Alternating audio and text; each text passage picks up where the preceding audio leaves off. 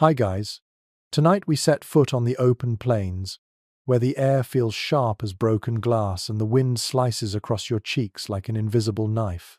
Imagine trudging across a snow-dusted prairie, the horizon endless, the sky pressing down heavy and blue-black, and the only shelter for miles is a single cone-shaped tent glowing faintly from a fire within. The temperature plunges so quickly that, if you tried to simply curl up outside under the stars, you probably wouldn't survive this.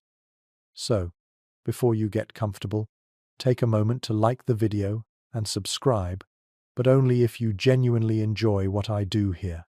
And since I always wonder where you're listening from, feel free to post your location and the local time in the comments.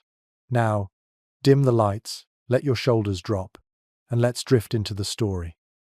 You step toward that tipi, its poles stark against the night sky, its hide covering creaking as the gusts whip at it. At first glance, it doesn't look like much animal skin wrapped around wooden poles, stitched seams that might let in drafts. And yet, for generations, this fragile-looking cone was a fortress against the bitter cold. You duck beneath the flap, and the world changes instantly. The shriek of the wind softens, replaced by the gentle crackle of a fire in the center, its smoke rising up toward the clever vent at the top. A faint aroma of charred wood mingles with the musky scent of buffalo hide. You sink down on layered furs, and your body finally begins to relax. The historical fact here is simple. The Great Plains often saw winter temperatures plunge below zero, with winds so relentless that European explorers described them as unceasing knives. Yet entire communities lived through countless such winters inside these skin tents. They didn't just survive, they thrived enough to raise children, tell stories, and carry out sacred ceremonies. That alone should make you pause and wonder, what did they know that many modern campers forget? And here's a quirky tidbit. Some early traders recorded that newcomers often mistook the glow of Tipis at night for fairy lanterns spread across the prairie. Imagine cresting a ridge and seeing dozens of cones lit softly from within, like a field of earthly stars, each one holding families wrapped in warmth.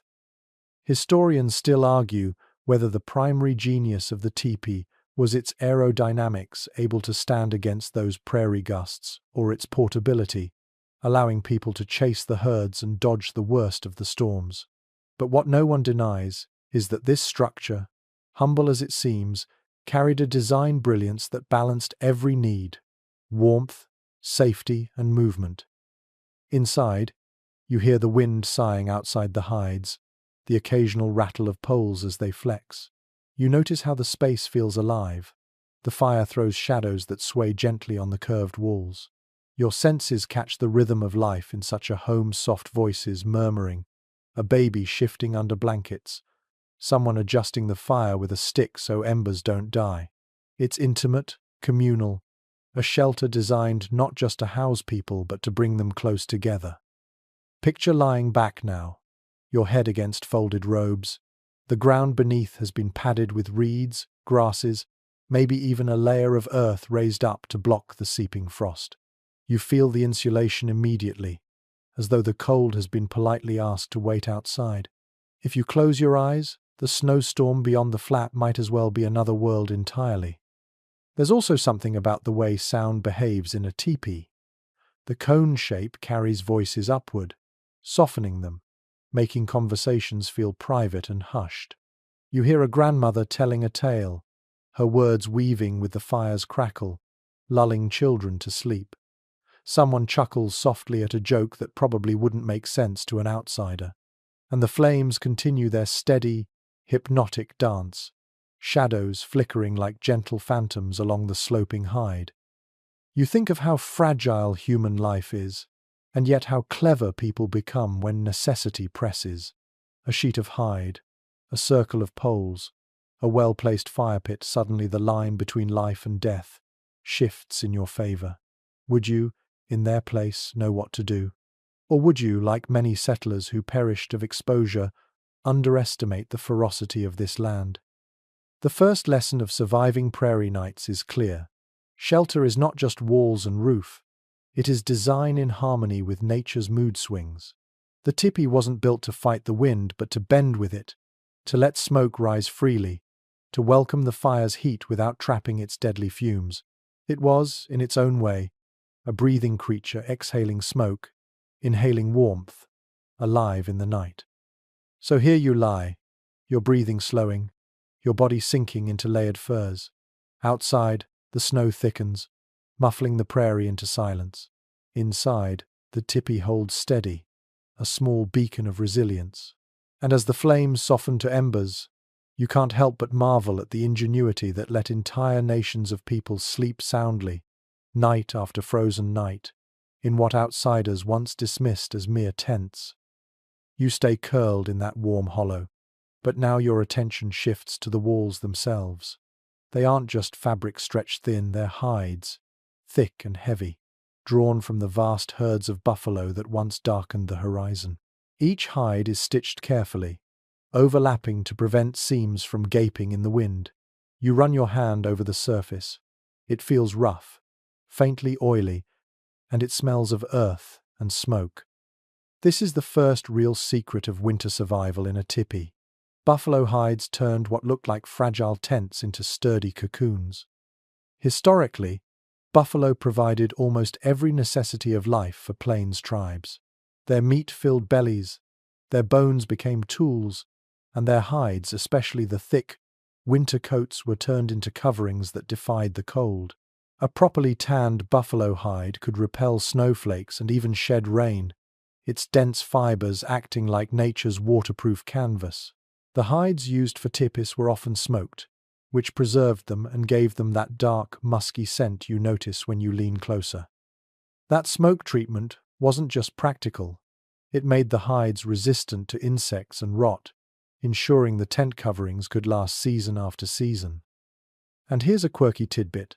Some early accounts claim that the hides used for ceremonial tipis were painted with symbols that not only told stories but also seemed to trap warmth in a psychological sense. Families swore they felt more comfortable under hides, painted with protective imagery, like being tucked beneath a guardian's gaze. It's hard to say whether the paint changed the temperature, but it certainly shaped the feeling of safety, which can matter just as much when you're falling asleep in a snowstorm. Historians still debate whether buffalo hide coverings were inherently superior to the canvas that traders later introduced. Canvas was lighter, easier to transport, and quicker to replace. But many elders insisted that nothing equaled the insulating weight of hides, especially in midwinter. You might imagine the difference as sleeping under a thick duvet versus a thin sheet. One traps heat, pressing close and heavy. The other flaps restlessly in the wind.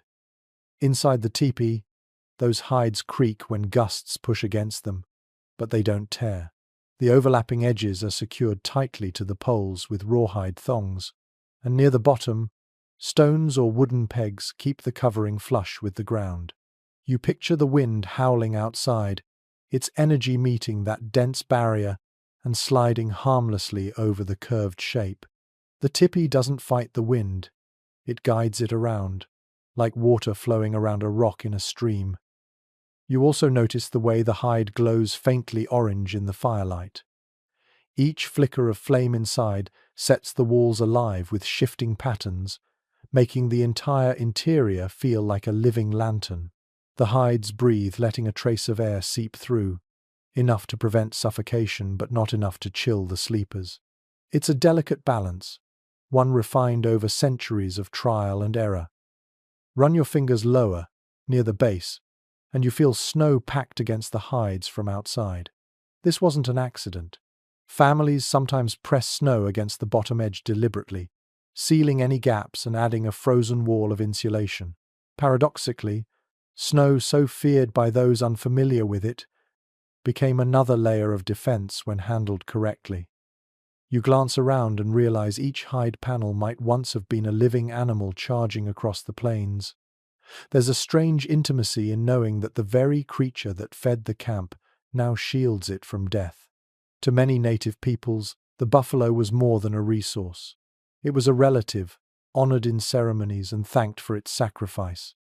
So when you lie down tonight under a buffalo hide, you are not simply shielded by fur and skin, you are wrapped in a relationship stretching back generations.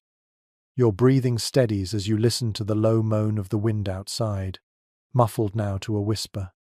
The walls may look thin to an outsider, but inside you feel a womb-like enclosure. The hides hold heat, soften sound, and dim the harsh light of moon and snow. And as you close your eyes, you realize the genius lies not only in the materials but in the way people understood and honored them. A sheet of buffalo hide was never just leather. It was warmth, safety, and memory all stitched into the fabric of daily survival. The fire inside that conical shelter flickers gently, and your gaze rises toward the very top where the smoke finds its way out. You notice the deliberate gap left between two poles, a sort of living chimney. At first, you wonder why such an opening wouldn't simply let the cold rush in. But the truth is more intricate. This vent was the balancing act that made winter nights survivable. Without it, smoke would choke the air, eyes would sting, and children would cough awake. With it, the tipi became not just a tent, but a functioning hearth, a breathing chamber where flame and humans coexisted through long nights. Accounts from early explorers describe in plain detail how vital this vent was. They often marveled that entire families could sleep within arm's reach of a fire without suffocating. The arrangement was calculated. Smoke drifted upward, pulled by the draft, while fresh air entered near the base. The result was circulation that carried fumes away but held warmth inside. In essence, the people who perfected the tipi understood ventilation long before modern engineers gave it a fancy name. And then there's a curious image preserved in some journals. Visitors noted that on still nights, the smoke hole glowed faintly, like a watchful eye staring into the sky. Travelers out on the prairie could sometimes spot these glowing eyes from afar, hovering above the darkened land. For a weary rider, that distant glimmer meant safety, company, perhaps even a bowl of warm stew waiting beyond the flap.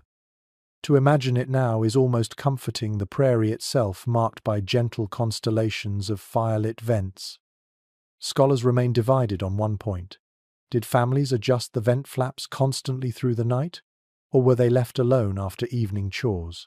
Some argue that vigilance was constant, with someone waking to tug a flap when the wind shifted. Others insist that the design was so well calculated that little intervention was required. The lack of consensus reminds you how much of daily life escapes written record. The small motions, an elder reaching up to shift a hide, a child stirred by a whiff of smoke, become mysteries, lost in the quiet between historical lines. Look closely, and you see how the vent flaps are tied to poles that extend down into the tipi. This means you can adjust them from inside, without leaving the warmth. You picture a father leaning up in the dim firelight, tugging on a cord to swing a flap closed against a sudden gust, then settling back onto his furs. Simple, yet ingenious. If the wind veers east, the flaps shift west. If rain lashes down, the opening narrows. Everything is controlled from within, as though the tipi itself responds like a living being, adjusting its breath to the night. The sensory details are subtle but constant. You smell a faint sweetness from the burning wood, carried upward with the smoke. The hides crackle softly when the wind presses, releasing tiny draughts that slip into the flow, feeding the fire's hunger. You feel warmth gather around your body, even as cold air sneaks in low, keeping the flame vigorous. Your skin registers the balance, never too smoky, never too frigid. Of course it wasn't perfect. Sometimes the draft failed, and smoke pooled inside, making eyes water. Children grew restless, coughing in their sleep. But these interruptions didn't undo the system, they simply reminded families to adjust the vent or stir the fire. Imagine lying there, half awake, squinting through the haze, and listening to the low voice of someone muttering, "Needs more draft," as they crawl toward the poles. Those minor rituals, repeated nightly, stitched survival into muscle memory. There is also an intangible layer. Some traditions describe the smoke hole not merely as ventilation but as a spiritual link. The rising smoke carried prayers upward, connecting sleepers to the sky world. To lie beneath that vent was to exist between earth and heaven, between the hearth's warmth and the infinite cold above. A child might drift into dreams watching sparks vanish into the night, believing their ancestors were receiving the message. Whether or not you share the belief, the imagery lingers an opening above, never sealed, keeping people connected to something beyond themselves. You run your hand along the ground again, feeling how the air slides in near the base. The contrast is stark. Icy drafts against your palm, then immediate warmth as you move upward toward the fire's level. The tipi was like a layered cake of climates, cold at the floor, cozy in the sleeping zone, smoky near the peak. Families learned to navigate those layers instinctively, placing bedding at the sweet spot where warmth pooled but fumes had thinned. It was subtle environmental engineering, invisible to outsiders who might simply see a cone of hides. Think of how many settlers tried to copy the idea, clumsily. They built cabins with poor chimneys, leaving interiors stifling or dangerously smoky. Others pitched tents without vents, waking up with headaches from smouldering fires. Yet the native design, refined over centuries, solved those problems with materials at hand: poles, hides, cords. It makes you wonder, would you have known to leave that opening? Or would you have sealed it tight against the cold, only to choke yourself before dawn? Your ears catch another sound, the faint flutter of the flaps overhead when the wind tugs at them. It's almost soothing, a reminder that the shelter is alive and reactive. You think of the flap like an eyelid, blinking slowly in the night. Every adjustment is both mechanical and symbolic, guarding the balance between survival and suffocation. And so, lying there, you begin to appreciate the depth of knowledge encoded in this single feature. A hole at the top, controlled by hides on paper. It sounds simple, even obvious. But in practice, it is the fulcrum of life inside the tipi, the point where fire becomes ally rather than enemy. Without it, nights would be unbearable. With it, people could fall asleep to the murmur of flames, breathing freely, cradled in warmth. Imagine drifting off, watching smoke threads spiral into the night sky. Your last thought before sleep might be that those thin wisps carry your warmth into the stars, your family's presence marked against the cold universe. It is a thought both humbling and comforting. The tipi breathes with you, venting your fears, holding your heat. And outside, the prairie wind keeps howling, unaware that inside this cone of hides and poles, humans have learned to turn its fury into gentle rest. You roll onto your side, and as you do, you notice how little space separates you from the next person. Elbows brush, breath mingles. At first, you might find it stifling, but after only a few minutes, the comfort is undeniable. In the dead of winter, proximity was survival. Families didn't scatter into corners, they nested together in a tight circle, a ring of warmth inside the wider ring of the tipi itself. Contemporary reports confirm that communal sleeping was not an accident, but a deliberate technique. Early observers described entire households, grandparents, parents, children lying shoulder to shoulder under layers of furs. The human body, after all, is a radiant furnace, releasing heat that would otherwise be wasted. By pressing together, people created a microclimate warmer than any single fire could produce. In a land where nighttime temperatures plummeted below freezing, such an arrangement turned fragile skin into a renewable resource. One little-known anecdote comes from a trader who spent a winter night in a Lakota camp.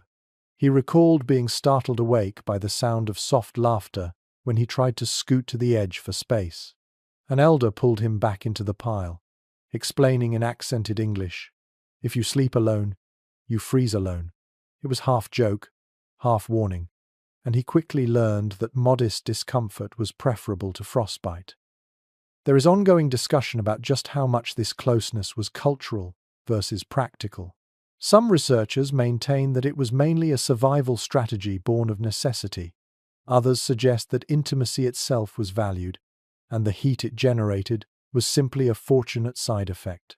What is clear is that the nightly ritual of lying close reinforced bonds as much as it preserved life. When bodies pressed together, so did hearts and memories.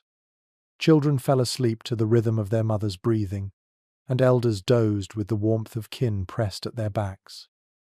The sensory richness of that closeness is easy to imagine. You hear faint snores weaving with the pop of the fire. You feel the weight of a shared robe being tugged as someone shifts.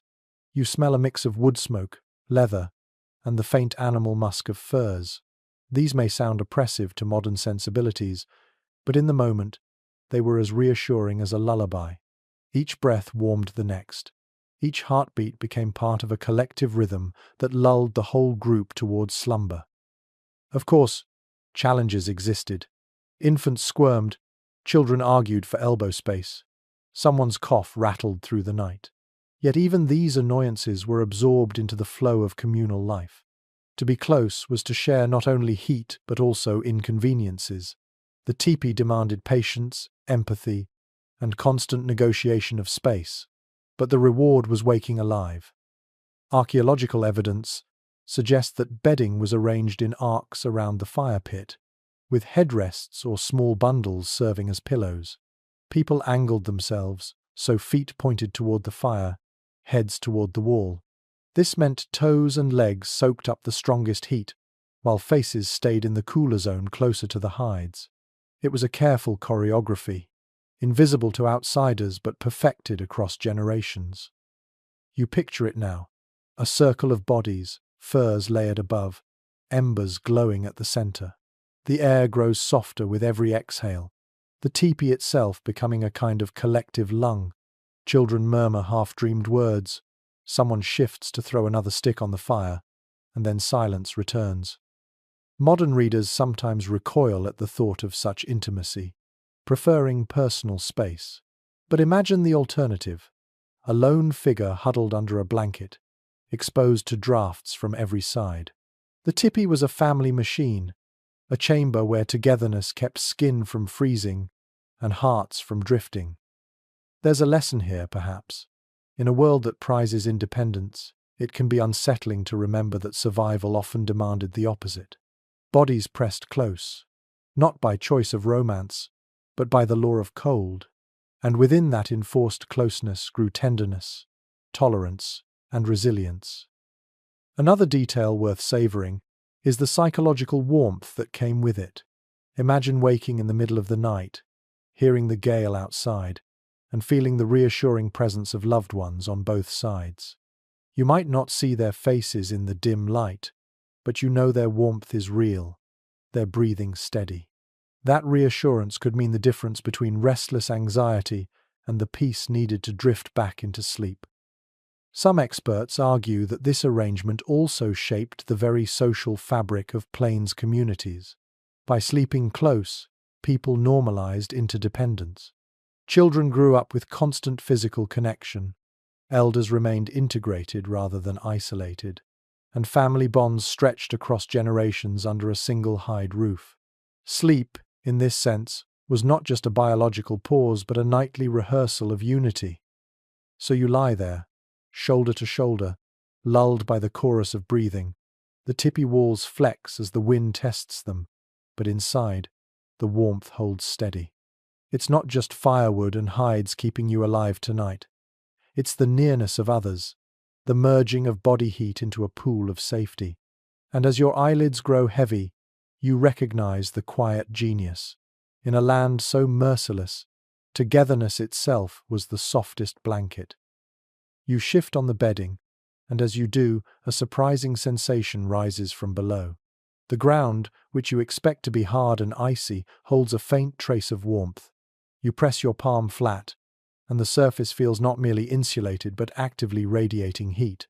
This was another quiet innovation of winter life inside Tipis, the hidden firebeds beneath rugs and robes that warmed sleepers from below, as though the earth itself had been coaxed into partnership. Surviving accounts describe how shallow pits were sometimes dug in the center, or even beneath sleeping areas, lined with stones or packed earth, where embers could be buried. The technique was straightforward yet brilliant. Once heated by fire, stones retained warmth for hours, slowly releasing it upward into the bedding. In this way, The tipi became a natural oven, gentle, steady, and far safer than a roaring blaze. People lay down not on frozen soil but on a platform infused with stored fire. You might smile to learn that travelers occasionally mistook these setups for primitive, underfloor heating. Imagine their surprise when, in the middle of the night, they shifted a mat and discovered glowing coals slumbering beneath. Some even panicked, fearing the tent would ignite, but the technique was well controlled, relying on careful layering of soil, ash, and stone. Families had perfected the art of using fire's energy without letting it consume them. Researchers continue to puzzle over how common this practice was. Some argue it was an everyday winter method. Others believe it was reserved for particularly harsh nights or specific tribes. Archaeological traces are rare. Ashes disperse, stones scatter, so certainty eludes us.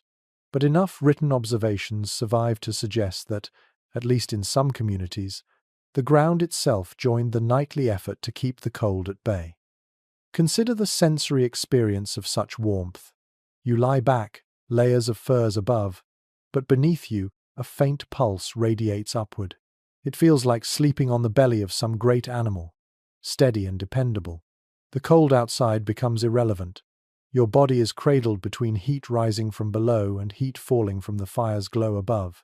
Every joint loosens, every muscle softens, until even the howling wind seems like a distant memory. The practical wisdom here is impressive.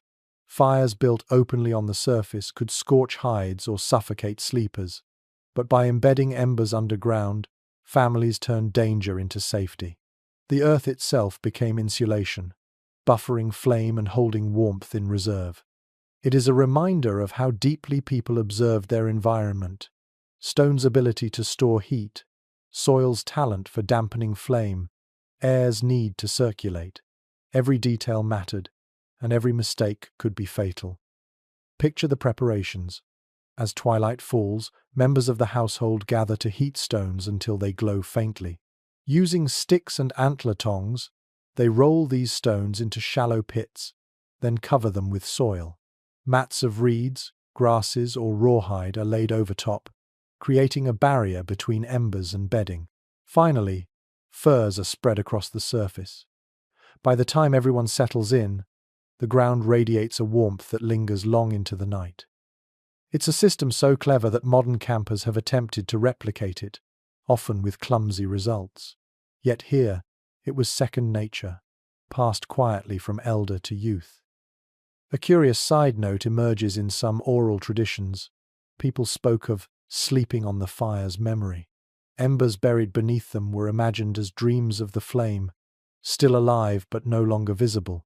To rest on this memory was to be held by both fire and earth, a union of elements that kept death at arm's length.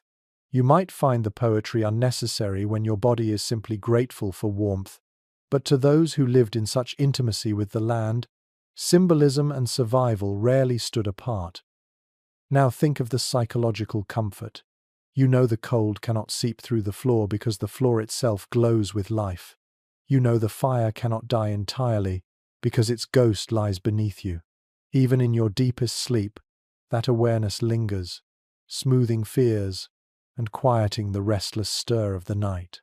It is one thing to lie beside a fire that might gutter out. It is another to lie upon its lasting imprint. Some specialists suggest this technique also saved fuel. Rather than burning through logs all night, families could bank a few stones at dusk and rely on their slow radiation. In a land where resources were precious, efficiency meant survival. Why feed flames constantly when a single evening's blaze could provide warmth until morning? Such wisdom wasn't written in manuals but inscribed in habits, tested by centuries of trial. The experience of lying above one of these pits is difficult to convey. The warmth is not sharp like sitting by a fire. It is mellow, steady, as though the ground has grown compassionate. You roll onto your side, and your hip doesn't ache against frost. It is cushioned by heat. You stretch your legs, and instead of cramps from cold muscles, you feel a languid heaviness pulling you towards sleep. The earth has become a bedfellow, sharing back the energy poured into it. And yet the system wasn't flawless. Stones sometimes cracked from heat, sending tiny shards into the soil. Embers occasionally burned longer than expected, scorching mats if left untended. Families had to maintain vigilance, balancing risk and reward. Still, the practice endured because its benefits outweighed its hazards. Survival is rarely tidy. It is a dance of compromise, guided by experience and intuition. One visiting missionary once remarked, perhaps with envy, that he had never slept warmer than in a hut of hides with the ground itself alive beneath me. He had arrived skeptical, imagining Tipis as drafty shelters fit only for desperate wanderers. By dawn, he admitted the sophistication exceeded his expectations. Such testimonies remind us that what looks primitive to outsiders often masks layers of subtle intelligence. So you lie here, heavy-eyed, cocooned by fur and leather, warmed from below by firebeds. Outside, the snow thickens, pressing silently against the teepee's sides. But within, the air is tranquil, touched by heat from above, from the circle of bodies beside you, and now from the earth itself. You have entered a space where every element, hide, flame, soil, stone, plays its role in protecting life. Your breath slows. The crackle of distant embers blends with the whisper of the wind. The night could be endless, the cold merciless, yet you are safe. You sleep not just on ground, but on the memory of fire, carried into dreams by warmth that seeps through every layer. And as you drift, you realize survival has always been about more than brute force. It has been about listening to the earth, to the fire, to one another, until even the fiercest winter night becomes bearable. The night deepens, and you tug another layer over yourself. It is heavier than cloth, denser than any blanket you've ever known. You run your fingers across the surface and feel the silken nap of wolf fur, then the rougher hide of deer beneath it. Someone else has piled rabbit skins along the edges, small but effective, filling gaps where drafts might sneak in. Every surface of your body sinks under the weight, and suddenly you understand why these people never froze to death in the bitter prairie winters. It is well documented in explorers' notes that winter sleeping in the Great Plains was never a matter of one blanket. Entire stacks of hides, buffalo, elk, deer, coyote, rabbit were layered in complex arrangements. A base layer of grasses and mats kept moisture away. Above that came a thick robe of buffalo hide, hair turned inward to trap warmth. On top of that, lighter pelts were thrown in casual abundance, each one adding not just heat but softness. It was bedding by accumulation, a quilt built from animals rather than fabric. Travelers often remarked with surprise at the sheer weight of these coverings. One fur trader joked that it took 2 strong men just to lift the bedding at dawn. He claimed he slept so deeply that when a storm rattled the Tipi poles, he didn't wake until someone pried him out from under the furs. Amusing or exaggerated, the image still conveys the astonishing density of these makeshift quilts. Experts remain divided on which animals provided the best insulation. Some argue that buffalo robes, with their thick undercoats, were unmatched. Others point to wolf or coyote pelts, prized for their ability to shed frost without soaking. There's no final agreement, and perhaps there never will be. Families used whatever the hunt provided, arranging pelts according to need and instinct rather than formula. The diversity of hides was itself an advantage. If one grew damp, another stayed dry. If one was stiff, another was supple. The combination mattered more than the single source. Imagine lying beneath this pile. At first it feels overwhelming, like being pressed into the earth. Then, as minutes pass, the weight steadies your breathing, slows your pulse, and draws you downward into a comfort so profound it silences the mind. Modern weighted blankets claim therapeutic benefits, but here the principle existed centuries earlier. The sheer heft of fur was not only warmth but reassurance, pressing back against the cold and against your worries. Each pelt carried its own scent and story. The wolf hide held a trace of musk, sharp but protective, reminding you of the predator's keen strength. The deer skin smelled faintly of grass and soil, gentler and familiar. Rabbit pelts, soft as whispers, added a sweetness to the mix. Together, the aromas created a living perfume of the prairie, earthy and grounding. Falling asleep, wrapped in those scents, was falling asleep in relationship with the land itself. The tactile sensations were equally varied. Your cheek might brush against silky guard hairs one moment, then coarse mane the next. Fingers explored textures without thought, tracing the patterns of survival. For children, such sensations formed memories, dreams always carried the feel of fur, as natural as the sound of wind or the taste of roasted meat. These weren't luxuries, they were the very fabric of existence, as essential as breath. There's also the matter of sound. Pelts do not rustle like woven cloth. They shift heavily, with a muffled thump or a low creak, noises that quickly fade into background. When someone adjusted their bedding, the entire pile moved as one organism, sighing under its own weight. To a listener half asleep, it could sound like the slow breathing of some great beast, surrounding you, protective rather than threatening. Resourcefulness extended further. Smaller scraps of fur were tucked into boots or mittens, ensuring toes and fingers did not stiffen overnight. Hunters sometimes kept strips of rabbit skin expressly for wrapping around infants, layering them inside larger robes. In extreme conditions, people even lay inside buffalo hides still bearing traces of fat, the natural oils adding another barrier against freezing. It was not comfortable by modern standards, but it was effective, and effectiveness meant life. One curious observation from a 19th century soldier mentions that after sharing space in a tipi, he woke covered in frost on his outermost blanket while beneath he was sweating. He realized that the hides themselves encouraged condensation, forming a frozen shell outside while trapping heat inside.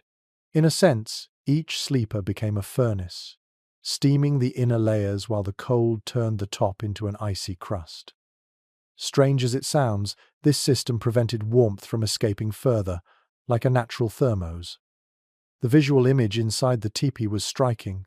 By lamplight or fireglow, heaps of fur looked like living mounds, as though wolves, deer, and buffalo still slumbered beside their human kin. In some traditions, this resemblance was intentional. Families believed they slept not alone but accompanied by the spirits of the animals that had given their hides. Each layer was both blanket and companion, a reminder of reciprocity. The animal sheltered the human, and the human honored the animal through prayer and ritual. No consensus exists on whether pelts were always carefully sorted or simply piled as available. Some evidence suggests elaborate arrangements for ceremonies, with matching hides aligned in patterns. Others point to everyday practicality: warmth first, order later. Either way, the result was unmistakable. Even in the bleakest cold, even when snow pressed in from every direction, sleepers remained alive beneath a fortress of fur. Now imagine yourself drifting beneath those covers. The fire's glow softens against the hide walls, the murmur of breath circles you, and the heaviness of pelts pins you into stillness. There is no anxiety about waking cold. There is only the slow weight of survival pressing into your bones. You exhale, and your breath warms the pocket of air around your face. You inhale, and the scents of earth and animal fill your lungs. Sleep is not escape here. It is a pact between you, the fire, the furs, and the world outside. Modern people sometimes marvel at such arrangements, wondering how anyone tolerated the smells, the weight, the closeness. But when you face a prairie night with no electricity, no central heating, and no rescue if frost sets in, preferences quickly yield to necessity. And yet, even beyond necessity, there is beauty. To sleep swaddled in the very skins of the creatures that roamed your land is to blur the line between human and environment. You are not above nature or outside it, you are inside its embrace, part of its cycle, sharing warmth across species. So you shift again, sinking deeper into the pile. The wolf fur brushes your cheek, the buffalo robe presses your chest, and the rabbit skins nestle at your feet. Every layer carries heat, memory, and protection. Outside, snowflakes dance against the tipi walls. Inside, you are immovable, secured beneath a mountain of furs. And as your eyelids close, you feel the truth of it. Sometimes the simplest path to survival is simply to let the world wrap itself around you, heavy and enduring, until dawn returns. You stir in your sleep, shifting slightly, and feel that you are not lying flat on frozen ground at all. Instead, your body rests upon a surface that feels springier, cushioned by something between earth and bedding. When you press down, there's a faint give, almost like lying on a woven mat.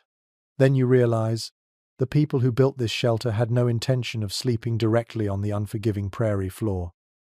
They lifted themselves, even just a little, away from the cold, creating raised sleeping platforms lined with reeds and grasses.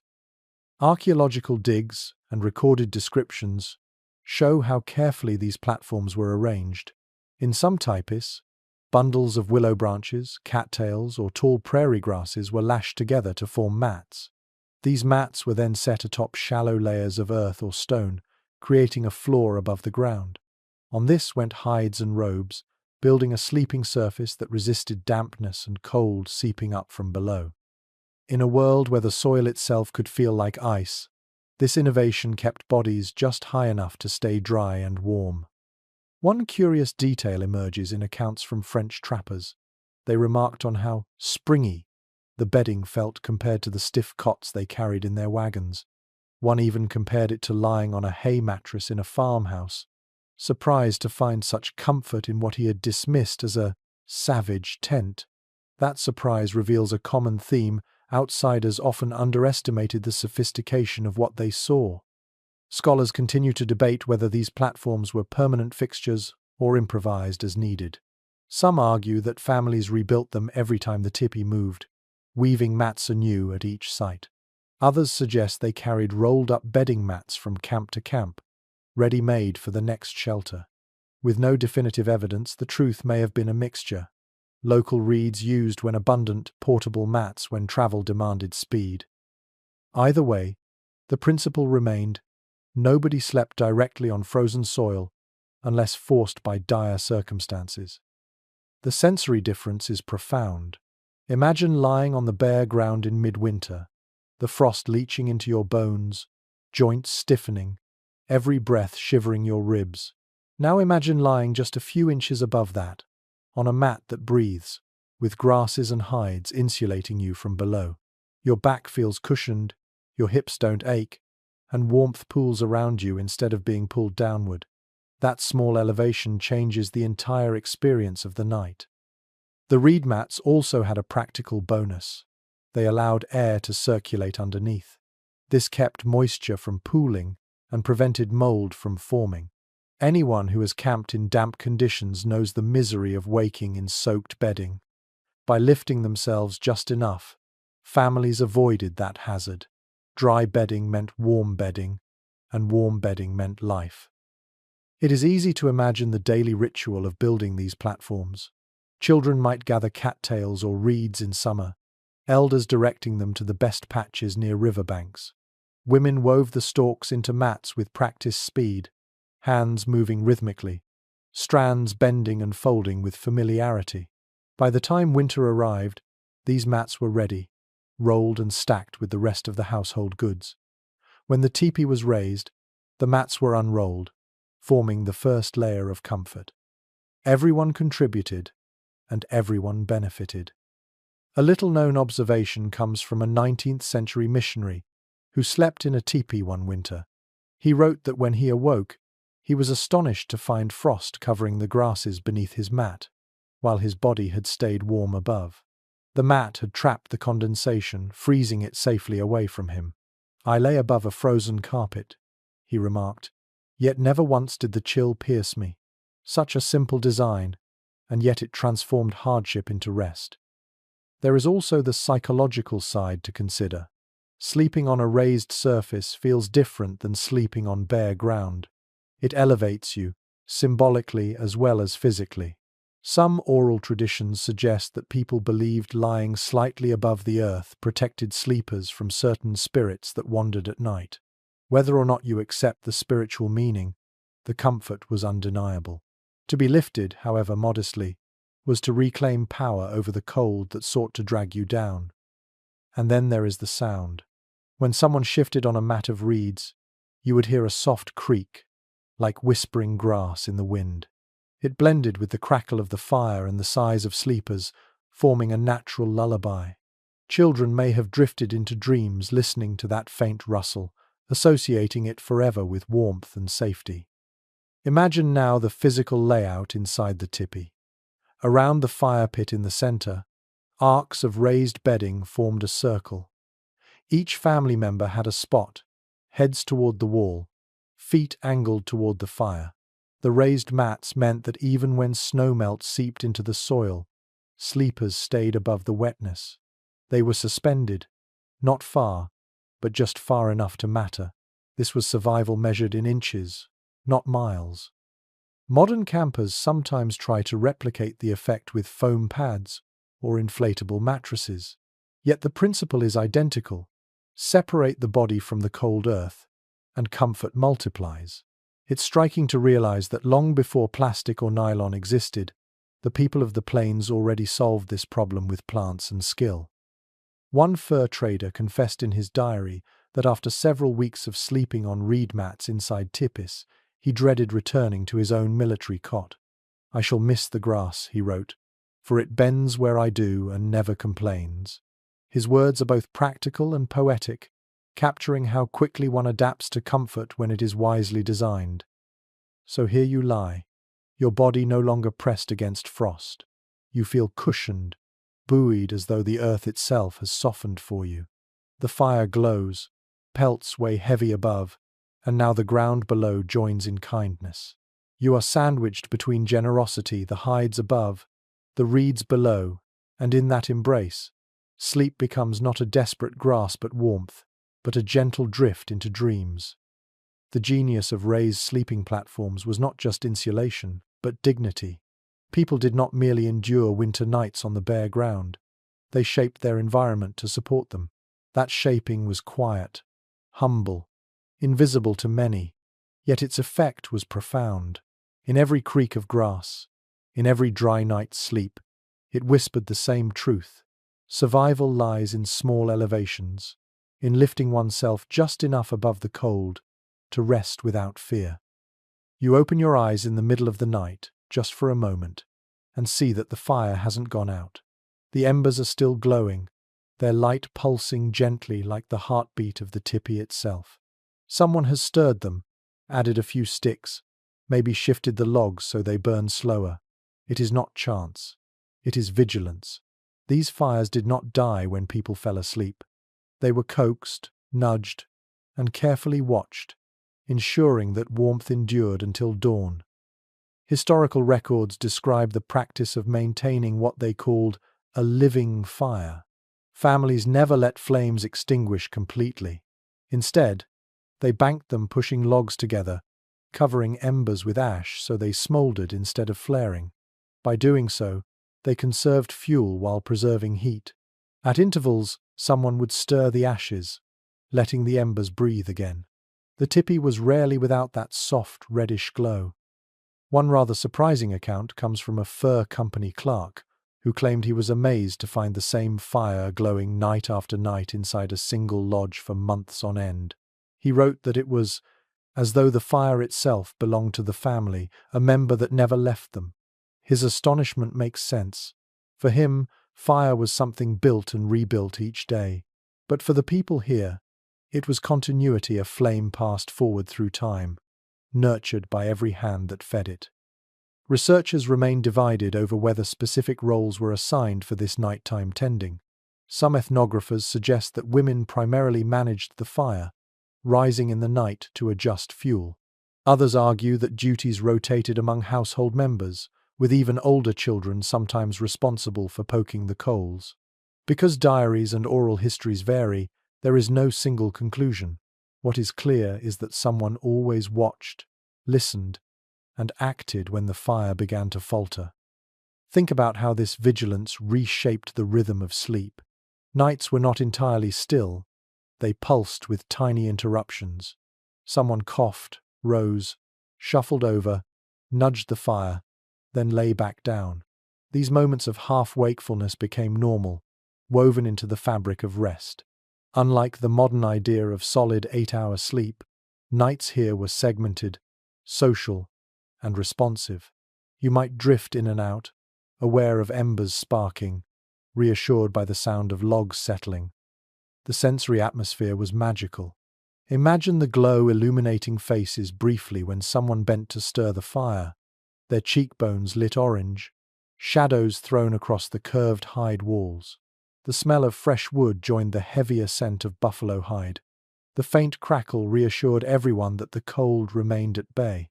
Then the caretaker returned to their bedding, and darkness deepened again, punctuated only by the pulse of coals. Children grew up learning this ritual almost before they could speak. They knew that without tending, the cold would creep in, breath would frost, and sleep would fracture into shivers. So they learned to listen, the sigh of embers fading, the hiss of ash collapsing, the silence that meant flames needed help. To live in a tipi was to become attuned to fire as a companion, not merely a tool. A missionary once complained that he could never sleep through the night in such conditions, disturbed by people constantly moving to adjust the fire. But he also admitted, grudgingly, that he was warmer in that tipi than he ever was in his own cabin. He seemed to miss the larger truth. These small interruptions were not disruptions but safeguards, proof that community worked even when everyone was supposed to be asleep. There is another layer too. Many tribes considered fire sacred, a presence deserving respect. Tending it was not only practical but spiritual, a form of guardianship. The flame was alive, and to let it die was to neglect a relationship. Families whispered thanks to the embers, treating them not as mere fuel but as kin. To wake in the night and see a glow was to be reminded that life itself continued, carried forward by that elemental companion. Picture yourself half asleep, hearing the faint rustle of someone rising. You don't open your eyes at first. You just listen. The soft step on reed mats, the quiet clink of wood against stone, the puff of breath as ash stirs. Then comes the renewed crackle, the fresh flare of orange behind your eyelids. Only then do you let yourself drift back under, trusting the warmth to hold. That cycle repeats, again and again, until the first pale light of dawn. Fuel was not wasted carelessly. Wood on the plains could be scarce, and buffalo dung was often used instead. Dried carefully, it burned slowly, producing steady heat with less smoke than you might expect. Outsiders sneered at this fuel, yet it proved remarkably efficient. A pile of dung patties beside the fire ensured the night would not turn bitter. The smell was distinct, yes, but in the mingled scents of hide and smoke it became another familiar note, hardly noticed after a while. Some families even arranged night watches, especially in harsher months. Elders or adolescents might sit up for a time, poking the coals, humming quietly, telling stories to themselves while others slept. This vigil gave shape to the night, a reminder that the community never left itself defenseless. In a way, the firekeeper was as much a guard against cold as against predators. They defended life by keeping the flame alive. The psychological comfort was immense. Imagine waking suddenly to silence, no glow, no crackle. Panic would rise instantly. But if you opened your eyes and saw that steady orange, you could sigh, roll over, and fall back into slumber. The fire's persistence was reassurance embodied in light. It was the thread that stitched dusk to dawn, connecting every sleeper through shared dependence. You can almost hear it now, the gentle pop, the occasional hiss when a log released sap. The tipi walls glowed faintly, alive with patterns of flame. Shadows moved softly, like ancestral spirits drifting above. Outside, the wind screamed, but inside, the fire answered in its own language, steady, calm, unbroken. This is the truth of survival here. It was never passive. Families didn't simply hope the cold would spare them. They acted, constantly, in tiny, nearly invisible ways, turning embers, adjusting mats, adding fuel. Survival was diligence, woven into every hour of the night. And because of that, mornings arrived with people alive, ready to face another day. So you rest again, knowing someone else will rise when the embers need coaxing. The tipi breathes, the fire glows, and the night carries on. Your body drifts deeper, comforted by the thought that even as you sleep, care continues. The fire never dies, and neither do you. Your stomach growls faintly, even in this half-dreaming state, and you realize that what you ate before lying down has as much to do with your comfort as the fire or the hides. In the bitter winters of the Great Plains, food wasn't only about filling bellies, it was fuel for the internal furnace. Nights in the teepee were survivable, because people knew how to eat in ways that turned their very bodies into heaters. Surviving accounts from traders and explorers consistently remark on the fat-rich meals served in cold months.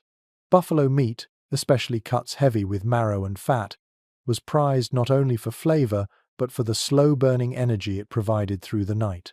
Roasted ribs, pemmican, a mixture of dried meat, berries, and rendered fat, and stews thick with marrow bones formed the core of winter sustenance. When you crawled under your pile of furs after eating such a meal, your body radiated warmth like banked coals. A curious anecdote comes from one fur trader who confessed that after sharing a winter meal with a Lakota family, he felt so warm under the hides that he had to peel off one layer of fur to sleep comfortably.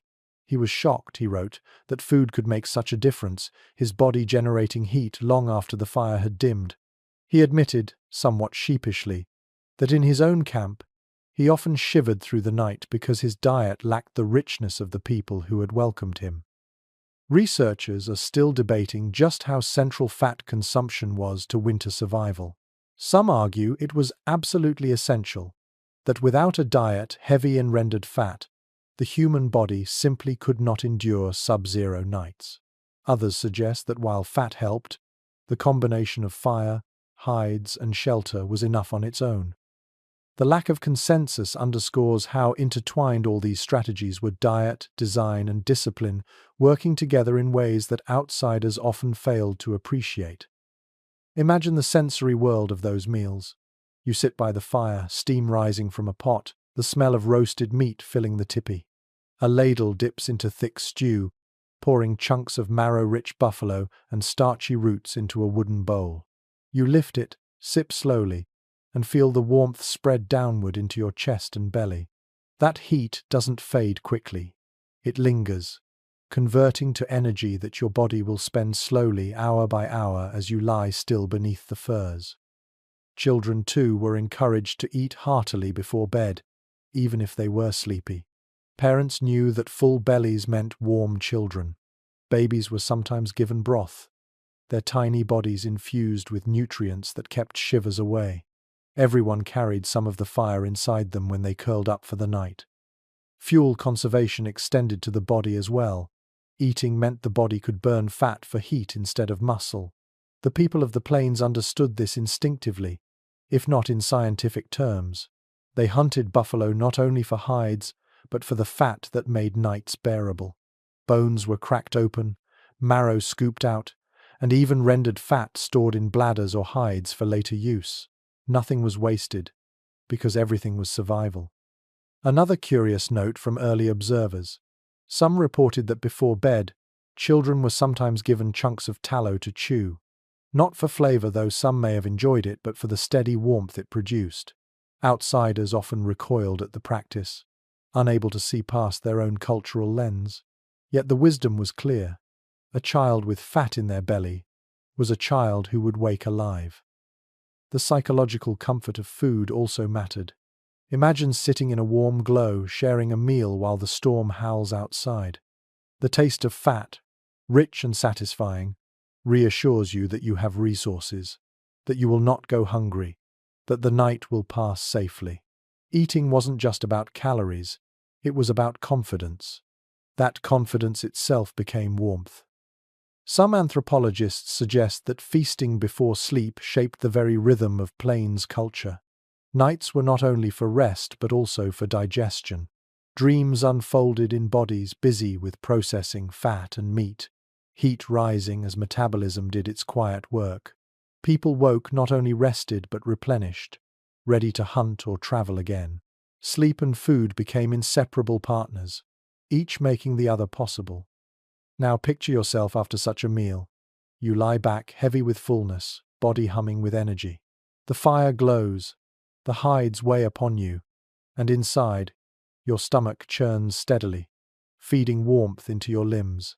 Outside, snow whips past the tipi, the wind fierce enough to tear through flesh if you faced it bare. But inside, you are a furnace, burning slow, fueled by what the land has given. The soundscape of digestion even added to the communal rhythm. In the stillness, someone's belly might rumble softly, another might sigh contentedly, and children giggled before drifting into sleep. These small bodily noises blended with the fire's crackle and the wind's muffled howl, creating a kind of nighttime symphony unique to life in the tipi. One French explorer described his amazement at being served a bowl of pemmican, a concoction he called the food of forever. It was dense, rich, and lasted for hours inside him. He admitted that after eating it, he felt as if he carried a second fire inside his chest. That fire, combined with the tipi's warmth, made him realize why so few people froze despite the cruelty of the weather. There's something almost poetic about it. The cold attacked from outside, but the answer came from within. Fire in the hearth, fire in the belly, fire in the bones of buffalo that gave their lives. Every element collaborated to keep humans alive through the longest nights. So you turn onto your side now, listening to the slow breathing around you. Each sleeper has eaten well, their bodies radiating heat into the circle. The tipi holds them together, the hides pressed down, and inside each chest a private furnace hums away. You realize survival isn't just about shelter. It's about preparation, resourcefulness, and respect for the rhythms of nature. To eat was to fight back against the cold, not with weapons, but with warmth that came from inside. As your eyelids grow heavy again, you feel it in yourself, that steady, quiet flame in your belly. It is warmth, not of firewood or furs, but of nourishment, coursing through your veins, a reminder that sometimes the simplest act, eating well before bed, was the difference between life and death on these frozen plains. The fire has settled into a bed of glowing embers, the tipi walls dark except for faint pulses of orange, yet you are not drifting into silence. Around you, voices murmur softly, weaving through the night. It is not loud chatter or raucous laughter, but a low stream of words and song, flowing like a quiet river. Before sleep, families shared warmth not only through fire and hides, but through stories, whispers, and the gentle rhythm of music. Contemporary descriptions from travelers note how common it was for evenings in the tipi to end with storytelling. An elder's voice would rise first, steady and slow, recounting tales of creation, of great hunts, or of trickster spirits.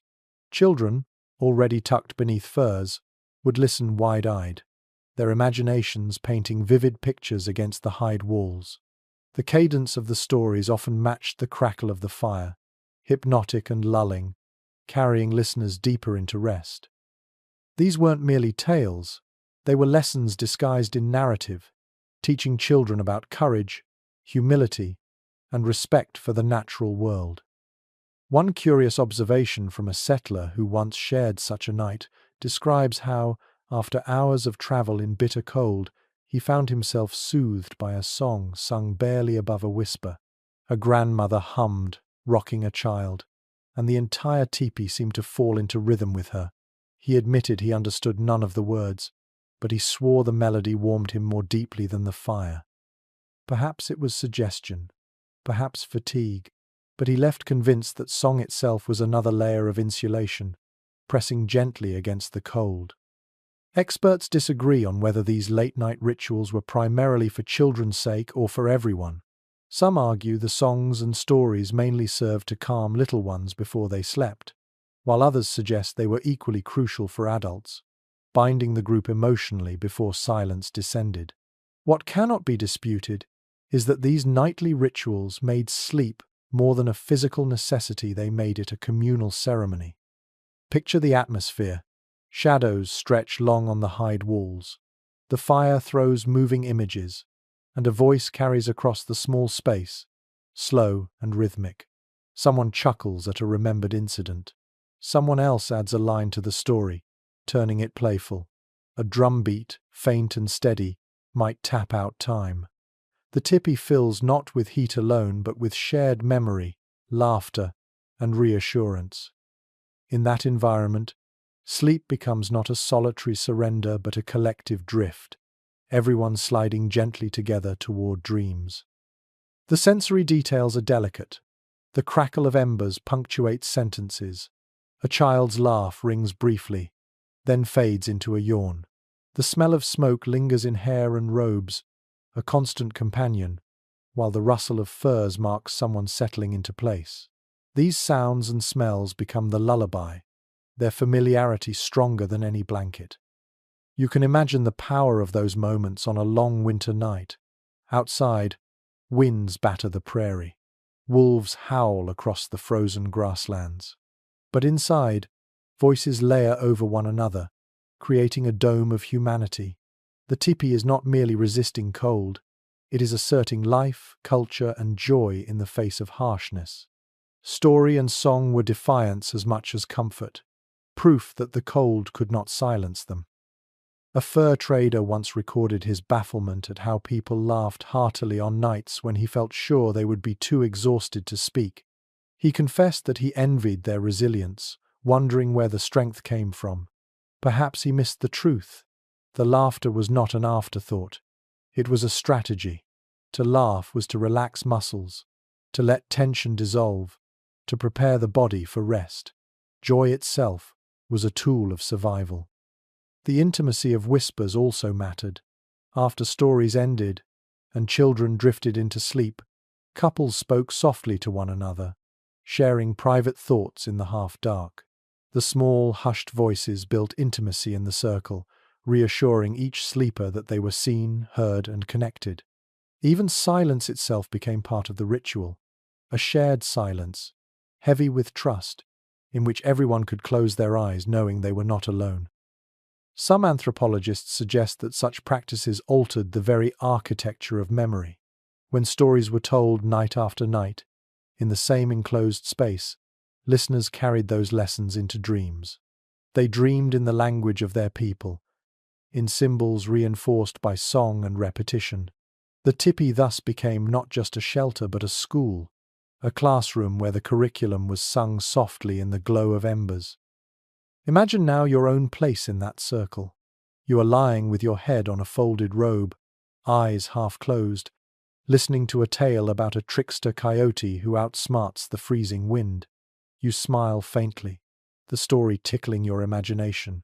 Even though your body is already heavy with sleep, you turn slightly, pressing your cheek against fur, hearing the murmur of voices as they fade.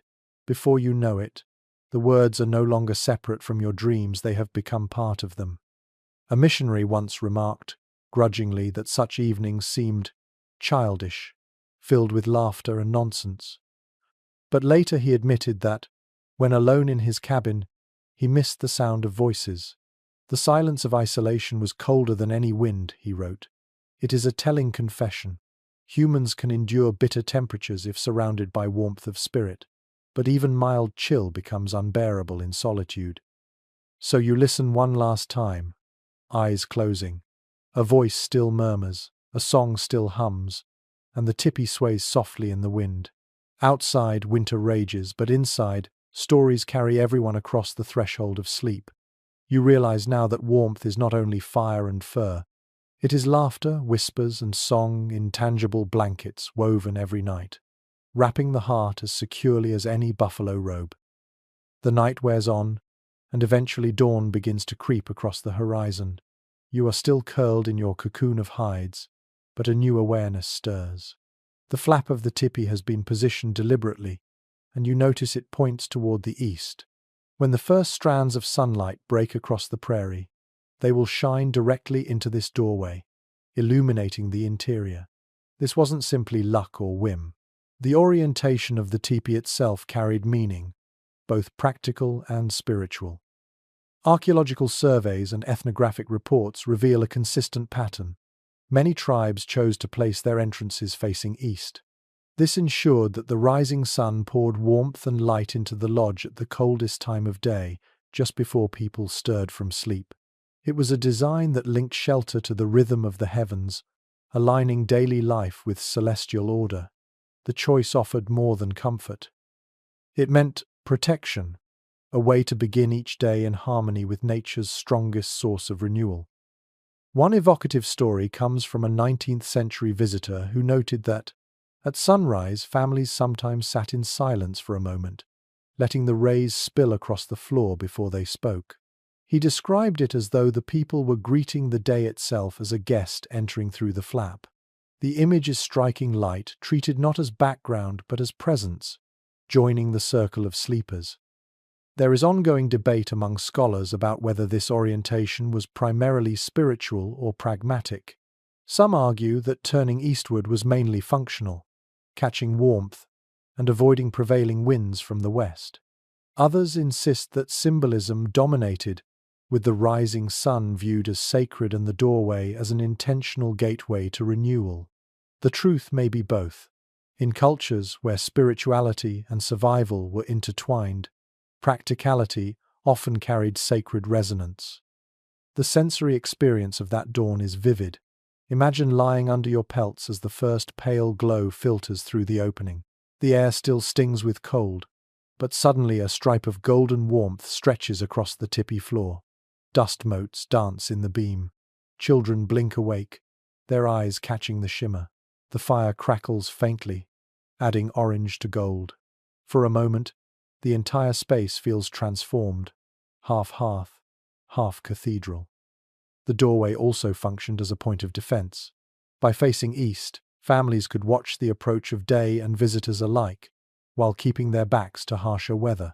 Winds that tore across the plains from the north and west were blocked, while the gentler eastern breezes carried fewer threats.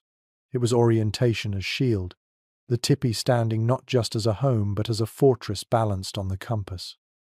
One little-known observation from traders notes that in some camps, the entire ring of tipis aligned in harmony, all facing east. To an outsider, it looked like a strange coincidence. To those within, it was deliberate unity, a village that greeted the sun together, every household bound by the same orientation. Imagine standing outside at dawn, dozens of tipis glowing from within as light pierced through their eastern doors. The scene must have been breathtaking, a community orchestrating itself to meet the day. The flap itself could be adjusted, rolled higher to admit more light, lowered to block wind. In mornings of heavy snow, a parent might brush aside drifts piled against the entrance, clearing a path for children to tumble out into the frost. Those moments, laughing, stretching, stepping into crisp air, were framed by the choice of orientation. The sun's warmth met them head-on, easing the sting of cold. There is also a psychological effect to consider. To wake each day facing east is to wake with hope. The darkness of night retreats behind you, and the promise of light greets you directly. For people whose lives were so deeply bound to cycles of nature, this orientation may have offered daily reassurance. Survival required not only warmth of body, but resilience of spirit. Facing the sunrise helped restore that balance. You can picture the silence of those dawns, broken only by the first stirrings of a household. Someone stirs the embers. Someone else pulls on moccasins. Children rub their eyes and blink at the light streaming in. The east-facing doorway means everyone shares the moment together, bathed in glow, reminded that night has passed and life continues. It's not just survival, it's renewal, performed every single morning without fail. A missionary once admitted that he found it difficult to convince people to reorient their lodges near his mission settlement. They insisted the east was correct, refusing to yield even when land boundaries made it awkward. To them, it wasn't negotiable, it was identity woven into shelter. That stubbornness frustrated him, but it speaks volumes about the depth of meaning carried by the simple act of choosing a direction. Even the smallest sensory details reinforce the orientation. You can feel the coolness of air drifting in from the flap at night, and then the gentle warmth when dawn breaks. You can hear the flap rustle as it's lifted, catching the morning wind. You can smell fresh snow melting in sunlight right at the doorway. These experiences etched themselves into memory, making the east-facing entrance not an abstract belief but a lived reality. So you lie here now, eyes closed, waiting.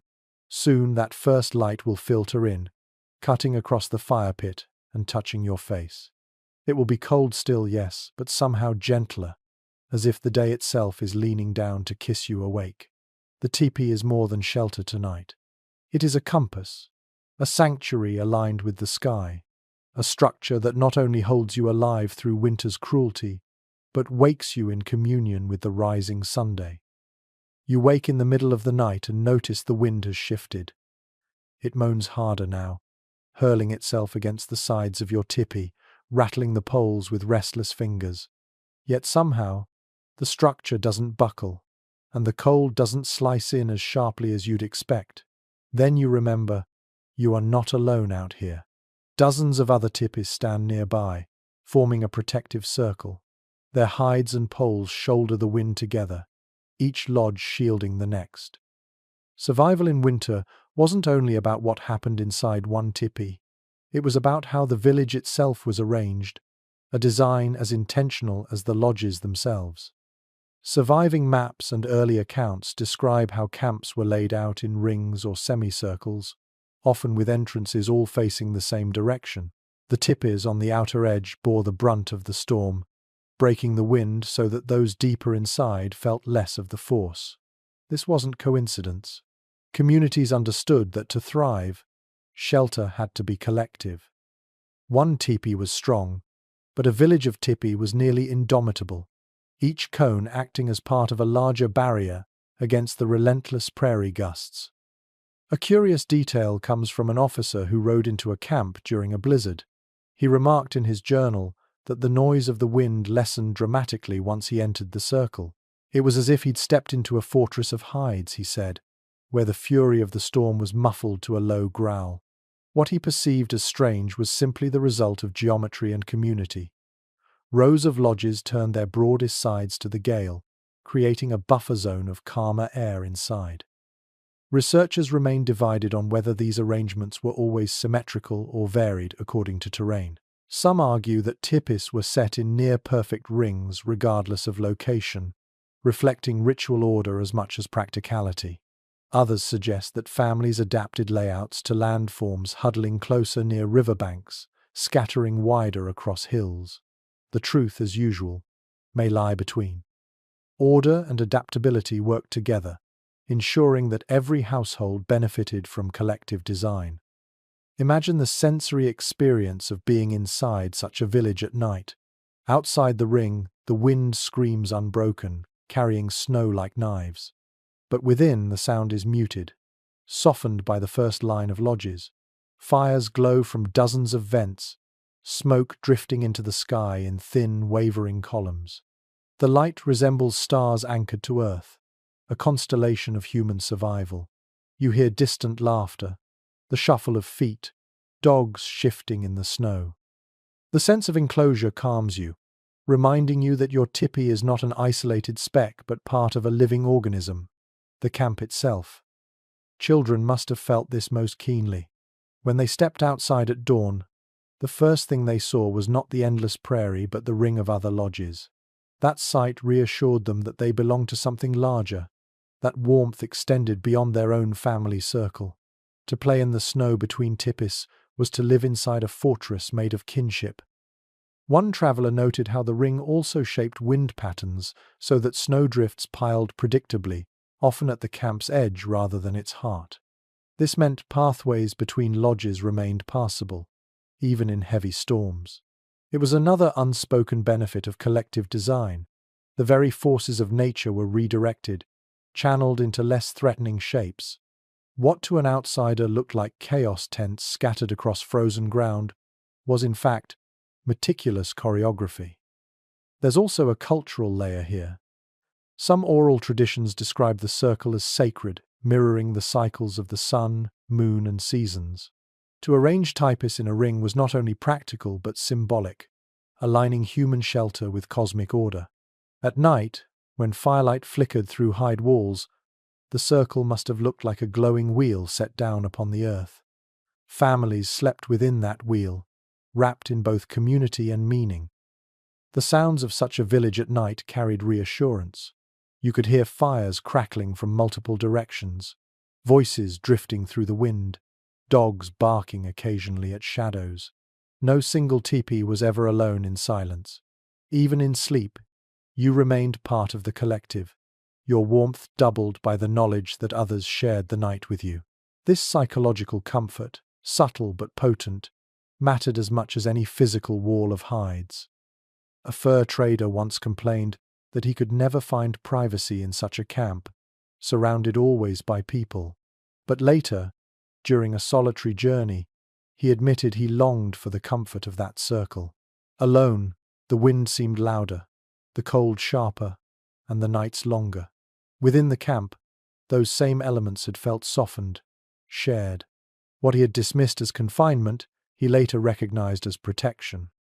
Imagine again the physical sensation. Your tipi shudders under the wind, but the force is blunted by neighbors' lodges. The pressure never falls entirely on you. You feel the warmth of your own fire, but you know others are burning too, their glow spilling into the night. If your fire falters, you can rely on their embers to rekindle it. Survival here was never solitary. It was woven into community, into design that turned fragility into strength. Some anthropologists suggest that the very act of arranging tipis in rings taught lessons about cooperation. Children grew up knowing their family lodge was one among many, that strength came from alignment, not isolation. To orient your home in harmony with others was to accept responsibility for shared survival. The camp itself became a classroom, teaching values of unity, respect, and collective care. So you lie back, listening to the softened wind, comforted by the knowledge that your lodge stands shoulder to shoulder with dozens of others. The village breathes as one, its fires glowing, its hides creaking, its people resting. Outside, the storm still rages, but inside the circle it is gentler, more human. You close your eyes, warmed not only by fire and fur, but by the invisible shield of community. The fortress built not of stone or wood, but of trust, geometry, and kinship. You shift under your pelts and hear a faint sigh nearby, softer and higher pitched than the breathing of adults. A child has stirred, perhaps rolling in sleep, perhaps murmuring a half-formed dream. You notice how the little ones are not scattered randomly across the floor, but bundled into their own snug pockets of warmth. Children in the tipi did not simply sprawl wherever there was space. They were nested, cocooned inside smaller enclosures, swaddled in layers of fur and cloth so their fragile bodies stayed safe through the freezing nights. Written accounts from the 18th and 19th centuries confirm that parents paid careful attention to where children slept. Infants were wrapped tightly, sometimes in cradle boards padded with rabbit fur or moss, and then laid near their mothers. Toddlers often curled together, forming little heaps under small robes within reach of parents' arms. Older children, though given more independence, still remained close enough that a hand could reach across in the dark to reassure them. The tipi's circular layout meant everyone was in view, no child ever truly out of sight. A charming anecdote survives from a trader who shared a night in a Dakota lodge. He noted that when he awoke, he found himself pinned beneath a pile of small bodies. Children, seeking warmth, had crept closer during the night, burrowing into his bedding as if he were part of the family. He laughed at the memory, saying he had never felt so smothered, but also never so safe. That accidental adoption speaks volumes. In the tipi, warmth was communal, not restricted by blood ties alone. Scholars remain divided on how formal these arrangements were. Some argue that children were deliberately placed in the warmest spots between adults, or closest to the fire. Others suggest children naturally gravitated there on their own, finding comfort beside siblings or elders. What cannot be denied is that their survival depended on constant attention, and families adapted in every possible way to keep them alive. The sensory experience of these nests is vivid. Imagine a baby swaddled in rabbit skins, the fur so soft it seems like a second skin. Tiny breaths puff white in the firelight, while the mother's hand rests nearby, ready to pull the infant closer if a draft sneaks in. Children's giggles fade into yawns as they pile together under a buffalo robe, their little feet kicking against one another until they finally surrender to sleep. The tipi itself amplifies this intimacy, the round walls keeping sound close so that even the faintest whimper reaches attentive ears. Protection wasn't only against cold. Nests also shielded children from the dangers of fire. By creating designated spaces, sometimes fenced with low bundles of wood or mats, parents ensured toddlers didn't crawl too near the flames. Safety and warmth intertwined in these careful designs. Children grew up learning where they belonged at night, the same way they learned where to sit in the circle by day. One curious detail recorded by a Jesuit missionary mentions that children were sometimes lulled to sleep by being gently rocked in their cradle boards, which could be leaned against the tipi poles. The rocking motion, combined with the glow of firelight and the murmur of voices, calmed them until they dozed. He remarked almost wistfully that the scene reminded him of European nurseries, yet carried out with materials entirely drawn from the prairie. The universality of parental care shone through the cultural differences. As the storm outside grows harsher, you picture how reassuring these nests must have felt. The children knew nothing of frostbite or hypothermia. What they felt was the warmth of bodies pressed close, the weight of fur above, and the sound of parents breathing. In their memories, winter nights would be less about danger and more about comfort, because their first experiences of the cold were softened by constant protection. Anthropologists suggest this intimacy-shaped personality. Growing up with nightly contact, children learned interdependence early. They absorbed the rhythms of family life not through lectures but through the physical closeness of every night. To fall asleep against a sibling's shoulder, to wake against a parent's arm, such routines etched cooperation into the body as surely as language into the mind. Imagine being a child in that setting. You stir at night, half frightened by the howl of wind against the walls, and instantly you feel another small body beside you. You press close, stealing their warmth, and hear them breathe steadily. Fear dissolves. You close your eyes again, safe in the little cocoon built not only of hides and mats but of shared warmth. One visitor, a soldier hardened by barracks life, remarked in his journal that children in the lodges seemed far less frightened of storms than his own companions on campaign. He marveled that they slept peacefully, even as snow piled high outside. Perhaps, he mused, the difference was that they never slept alone. His observation, though simple, captured something profound.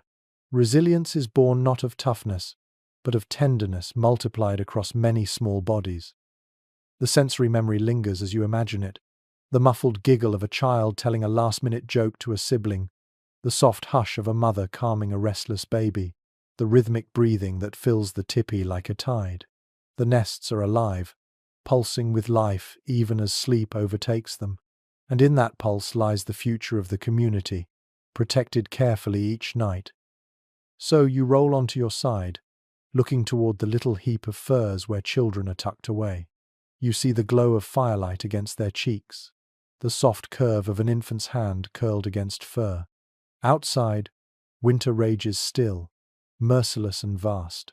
But inside, the most fragile lives are swaddled, warmed, guarded by every adult and every technique learned across centuries.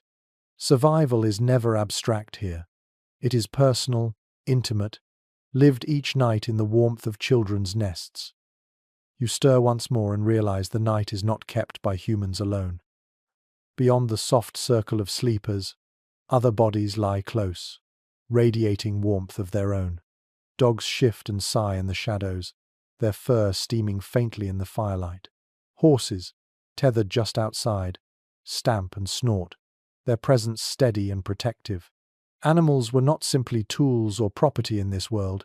They were companions in survival, partners who shared the long nights of winter with their human families. It is well recorded that dogs lived within or very near the lodges, especially in colder seasons.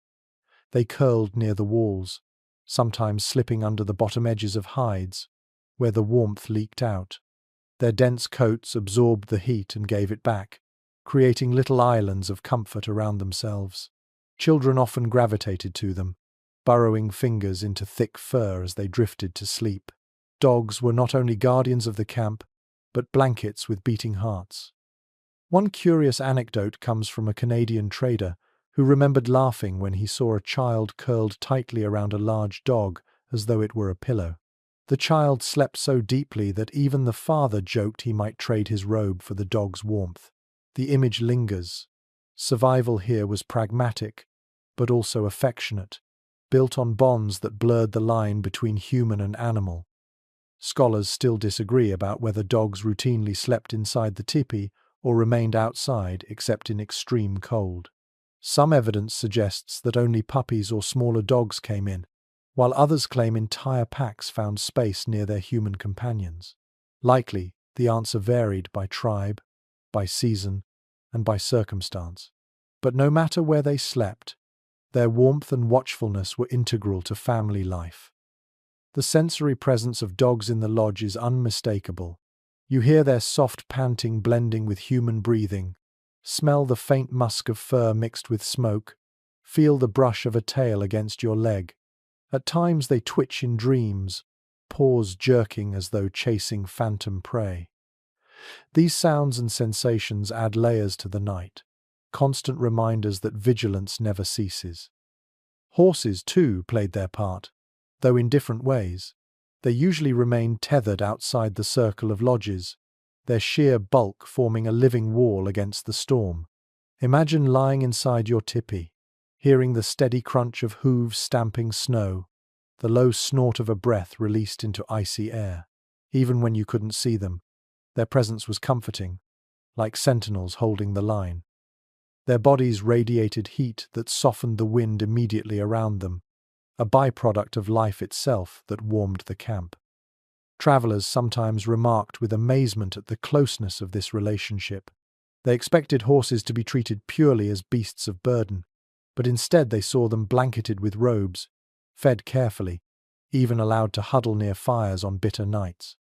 One soldier confessed that he was startled to see a man pat his horse on the neck, as if speaking to a brother before lying down to sleep.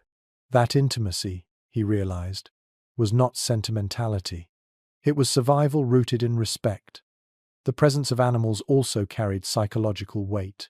In the howling dark, when wolves cried across the prairie, people knew their dogs would raise the alarm first.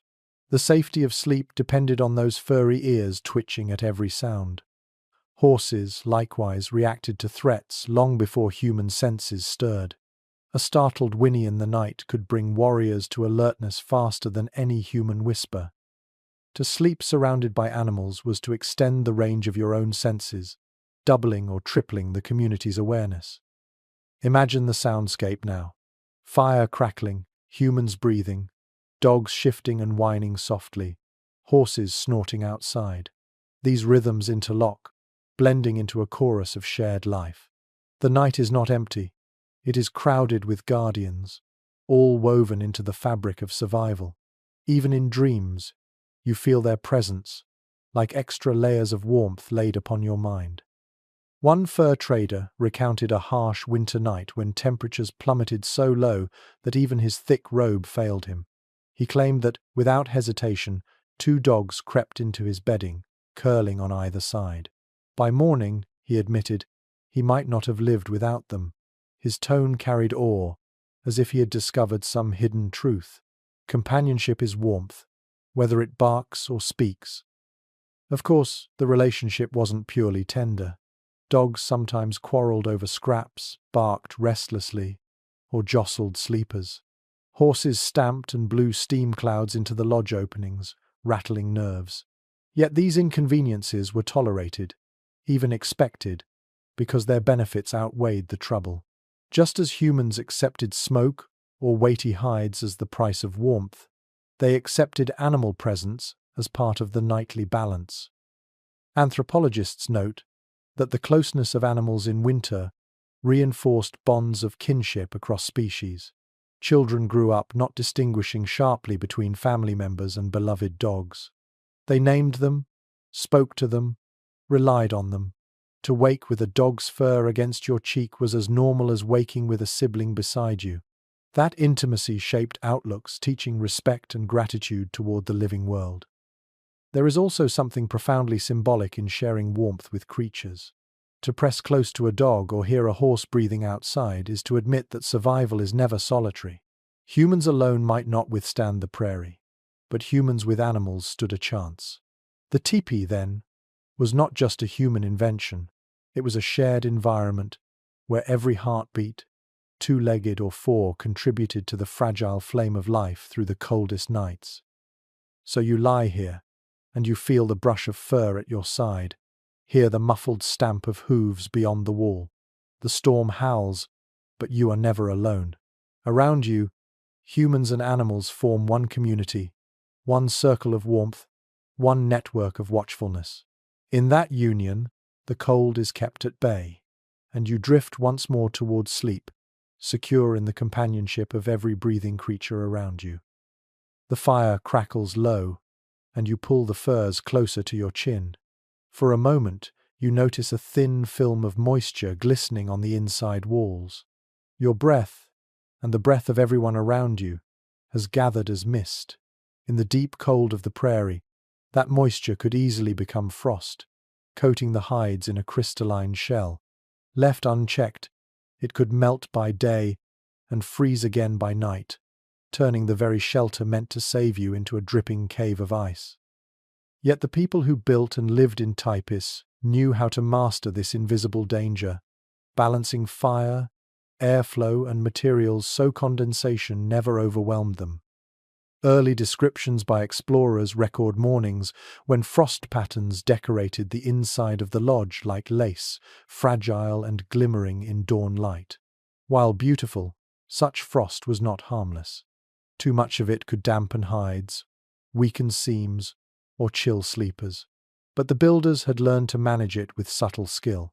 The same smoke hole that carried out fumes also carried out excess moisture, as warm air rose steadily, drawing dampness upward. At the base, slight openings allowed cold, dry air to slip in and sweep moisture along. It was not perfect, but it was enough to keep the balance. One curious anecdote comes from a fur trader who woke during a blizzard to find the lodge sparkling with frost as though studded with diamonds. He remarked, half joking, that it was like sleeping inside a frozen palace. Yet he also noted that despite the glittering walls, he was warm beneath his robe, and the frost never melted enough to drip. The secret was airflow. Without it, the lodge would have grown soggy. With it, frost remained a thin decoration, harmless and even comforting in its beauty. Anthropologists remain divided on whether moisture management was intentional engineering or an accidental benefit of design. Some argue that the adjustable smoke flaps and slight gaps at the bottom were deliberately calculated to vent both smoke and dampness. Others suggest it was simply the natural result of hides being less airtight than canvas, allowing breath and steam to seep through. With evidence scarce, no agreement exists. But the effect was undeniable. People stayed dry enough to survive, season after season. Imagine the sensory experience. You open your eyes in the dim pre-dawn and see white frost tracing delicate lines across the sloping hides. Each exhale adds another puff of mist to the air, which drifts upward toward the smoke hole. When someone stirs the fire, the heat sends a ripple through the frost, softening it just enough to keep it from thickening. The walls glisten faintly, yet your bedding stays dry. It feels as if the tipi breathes, expelling moisture along with smoke, maintaining the fragile balance of comfort. Families also used simple tricks. Bedding was lifted onto mats or platforms so that dampness could not seep upward. Wet garments were hung higher on poles, closer to the rising heat, where they could dry overnight.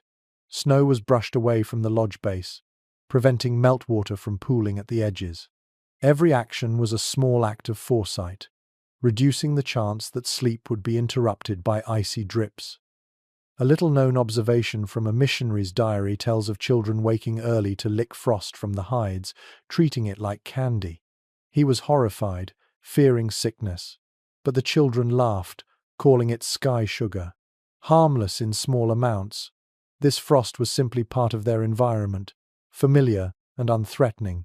It's a charming detail that transforms a threat into play, showing how resilience often carried humor alongside necessity. The rhythm of fire tending also helped. By banking coals instead of letting flames roar, families reduced steam from cooking or boiling. At night, when meals were finished, the lodge settled into a steadier balance, less smoke, less vapor, more stable warmth. Sleep became possible because every element of moisture was managed quietly, without fuss, woven into routine. Consider how different this was from the experience of settlers. Canvas tents often collected condensation until water dripped steadily on sleepers. Wooden cabins without ventilation grew damp, their interiors slick with moisture. Many newcomers complained of waking in clammy beds, blankets soaked. Meanwhile, inside Tipis, the air remained dry enough that people could rest without fear of pneumonia. The difference was not luck, it was design tested over centuries. The sound of frost itself is subtle but real. On especially cold nights, you might hear faint crackles as ice crystals form on the hides, spreading like invisible handwriting across the surface. When firelight shifts, they sparkle briefly, turning the interior into a quiet constellation. Children must have stared, mesmerized, before drifting into dreams. For them, frost wasn't menace. It was part of the teepee's nightly performance, another character in the story of winter survival. Some researchers propose that hides themselves helped regulate moisture. Unlike canvas, which traps dampness, hides can absorb and release small amounts of vapor. When smoked during tanning, they become even more resistant to rot. In this sense, the very material of the teepee walls worked as a natural humidifier, smoothing extremes, preventing the buildup that could otherwise spell danger. Again, intentional or not, it was knowledge embodied in material culture. Picture now the feeling of waking on a bitter morning. You sit up, your breath visible in the cold air. The lodge walls shimmer with frost, but your bedding is dry, your body warm. You pull a robe around your shoulders, stir the fire, and listen as frost begins to crackle and drift downward in tiny flakes. It dusts your hair and shoulders, harmless as snow. You brush it away with a smile, knowing the system worked. The moisture that might have soaked you has been captured safely on the walls instead. Even the spiritual perspective touches moisture. Some traditions describe breath itself as sacred, the visible mist in winter a sign of life continuing. To see it rise into the smoke hole, joining the fire's own exhalation, was to witness a nightly offering. Frost on the walls, then, was not a nuisance but proof of the community's vitality. Every sparkle meant another sleeper had exhaled, another life persisted through the night. So you sink back into your furs, unbothered by the faint glitter overhead. You know the hides will breathe, the flaps will vent, the frost will stay where it belongs. Your bedding will remain dry, your body warm, your dreams uninterrupted. Outside, the world freezes solid. Inside, the teepee manages the fragile dance of air and water, turning what could be danger into beauty. And you, wrapped in that balance, drift easily towards sleep again. The storm has not eased. Snow drifts in waves across the prairie, piling against everything it touches. You might think this would be a disaster for the thin walls of a lodge. Yet inside the teepee, the air grows warmer, not colder, as snow heaps higher along its base. This was one of the great paradoxes of winter survival. The very substance that froze travelers to death in open country became, when handled wisely, another blanket pressed snug around the home. Travelers' journals confirm the practice. Families would deliberately pack snow around the bottom edge of the teepee, pressing it into ridges that sealed any gaps where drafts might slip in. Once hardened by wind and cold, these snowbanks formed a frozen skirt. The hides pressed firmly against them, creating an airtight barrier at ground level. No icy breeze could sneak through, and warmth stayed inside. What to outsiders looked like a buried tent was in fact a carefully engineered cocoon. One rather curious report comes from a soldier who stumbled upon a village after a heavy blizzard. At first, he believed the lodges had collapsed beneath the snow. Only when smoke curled out from the top vents did he realize they were still alive, their bases buried deliberately. He wrote, astonished that the snow became their ally, not their foe. His bewilderment reveals how differently he viewed the elements. To him, snow was only hazard. To them, it was resource.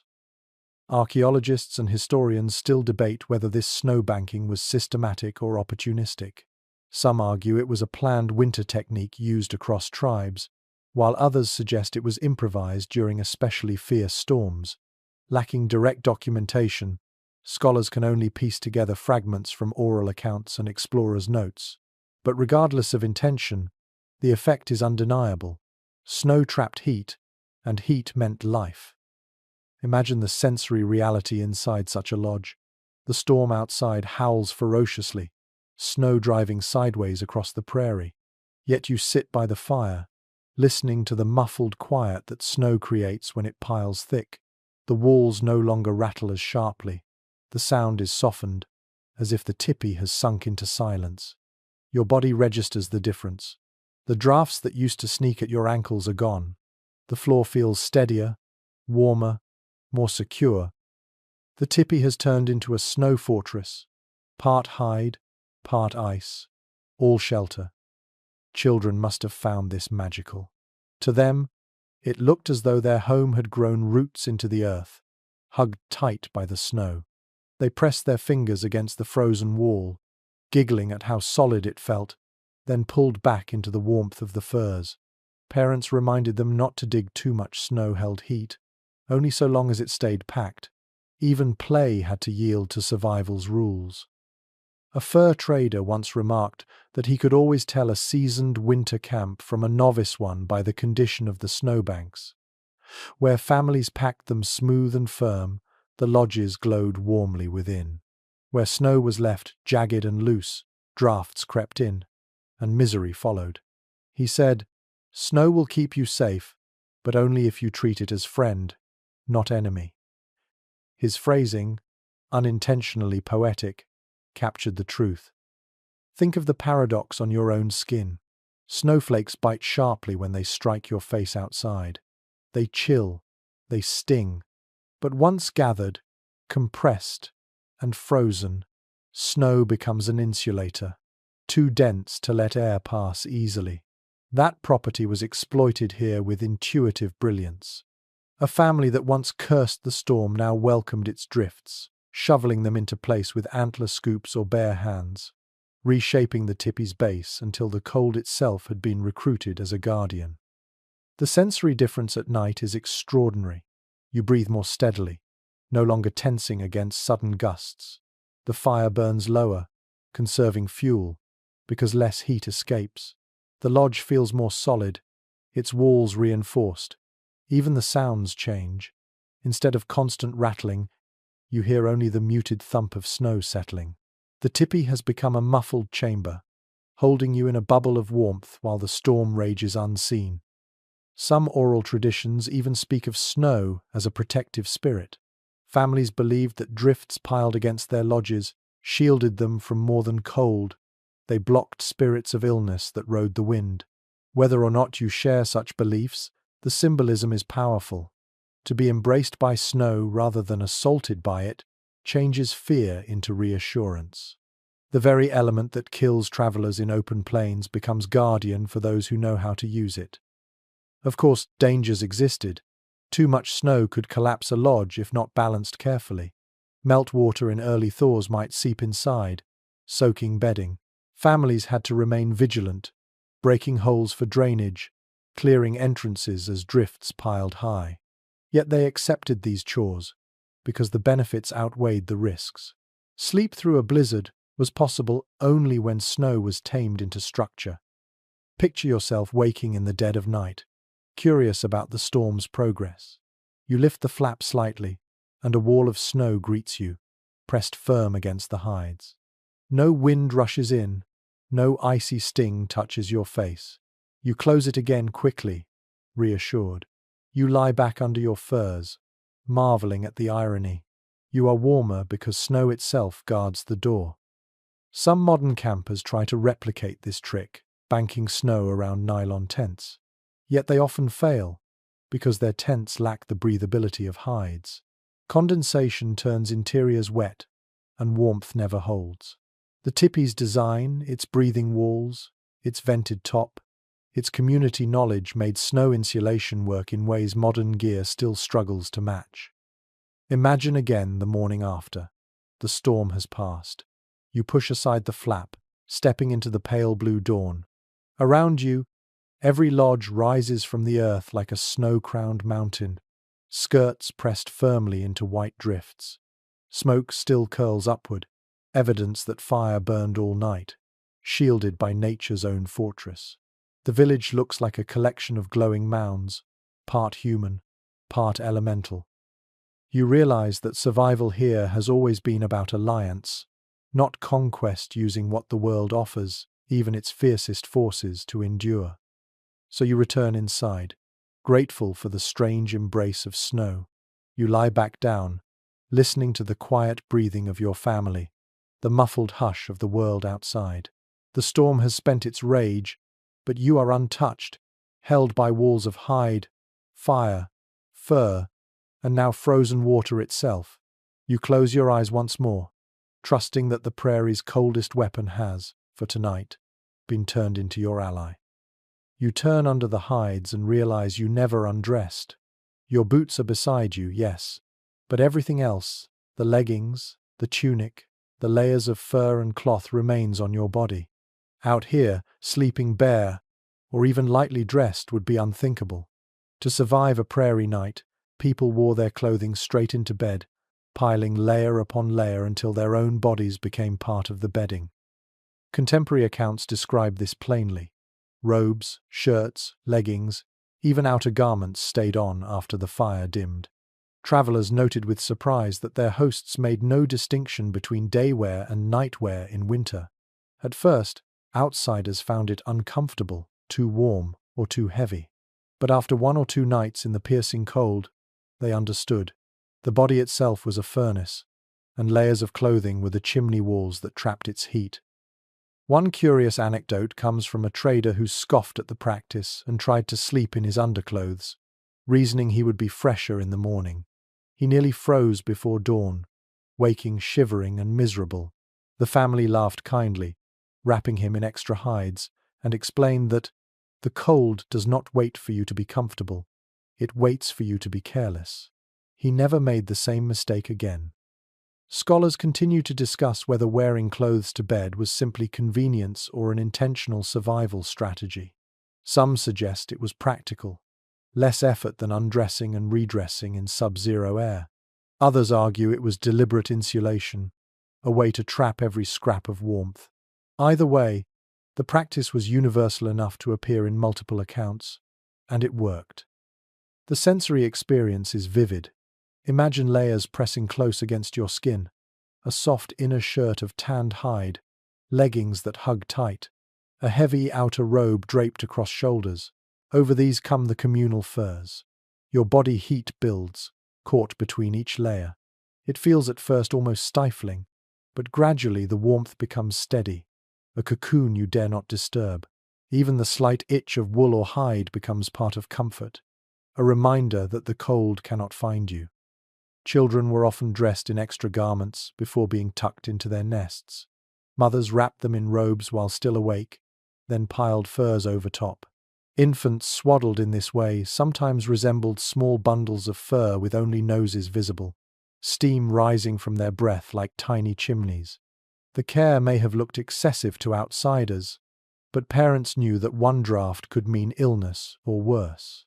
Better to overdress than to risk exposure. One soldier wrote that he was astonished by the smell in a lodge after weeks of this practice, clothes rarely aired or washed in winter, steeped in smoke and sweat. Yet he admitted, grudgingly, that the warmth inside was worth the odor. People chose survival over comfort of scent, and over time, the smell itself became familiar, even reassuring. To many, it was the smell of life. There's also an efficiency here. To wake already dressed meant that when emergencies came, wolves prowling, storms rising, sudden migrations, you could move immediately. No time was lost fumbling with frozen garments. In a world where seconds sometimes mattered, sleeping clothed was not laziness but readiness. A little-known note from missionary records mentions that some families even slept with belts or sashes on, believing they kept the body's heat tied in. Whether scientifically true or not, the belief itself reveals how every element of dress was pressed into service against the cold. Clothing was not an accessory, it was armor carried into dreams. Think, too, of the psychological weight. To undress is to feel vulnerable, exposed. In the dead of winter, with wolves howling and wind shrieking outside, such exposure could be terrifying. To remain clothed was to remain secure, layered in both fabric and confidence. It let people surrender to sleep without fear that cold would creep in during the night. The tactile rhythm of the night carried this reality. You roll onto your side and feel leggings creak softly. A robe shifts against another robe, heavy but not suffocating. The warmth builds from every seam and fold, each layer trapping what your body would otherwise lose. Even if the fire dwindles, your clothing holds the line, fighting back against the night. Some anthropologists suggest this practice influenced cultural aesthetics. Clothing designs were not only for day display, but for night survival. Fringes, sashes, and layered robes functioned as much in bedding as they did in ceremony. The boundary between sleeping gear and daily wear blurred completely, reflecting a worldview where survival and identity merged seamlessly. Picture again the scene inside a tipi. Adults lie back still clad in leggings and shirts, wrapped in buffalo robes. Children, bundled like cocoons, nestle between them. Dogs curl nearby, their fur another layer. The fire glows faintly, but even if it falters, no one is naked to the cold. Everybody is armored, every layer a shield. Sleep is no gamble. It is prepared. One visiting explorer confessed that after several nights sleeping clothed in a lodge, he returned to his European-style bed and felt oddly vulnerable. To him, sheets and blankets without layered garments seemed fragile. He admitted he missed the weight of fur and fabric pressing down, missed the reassurance of being sealed tight against the world. He had learned what countless generations already knew. Warmth is not given, it is guarded. So you lie still now, feeling every garment pressed around you, every robe folded tight. Outside, frost creeps across the prairie.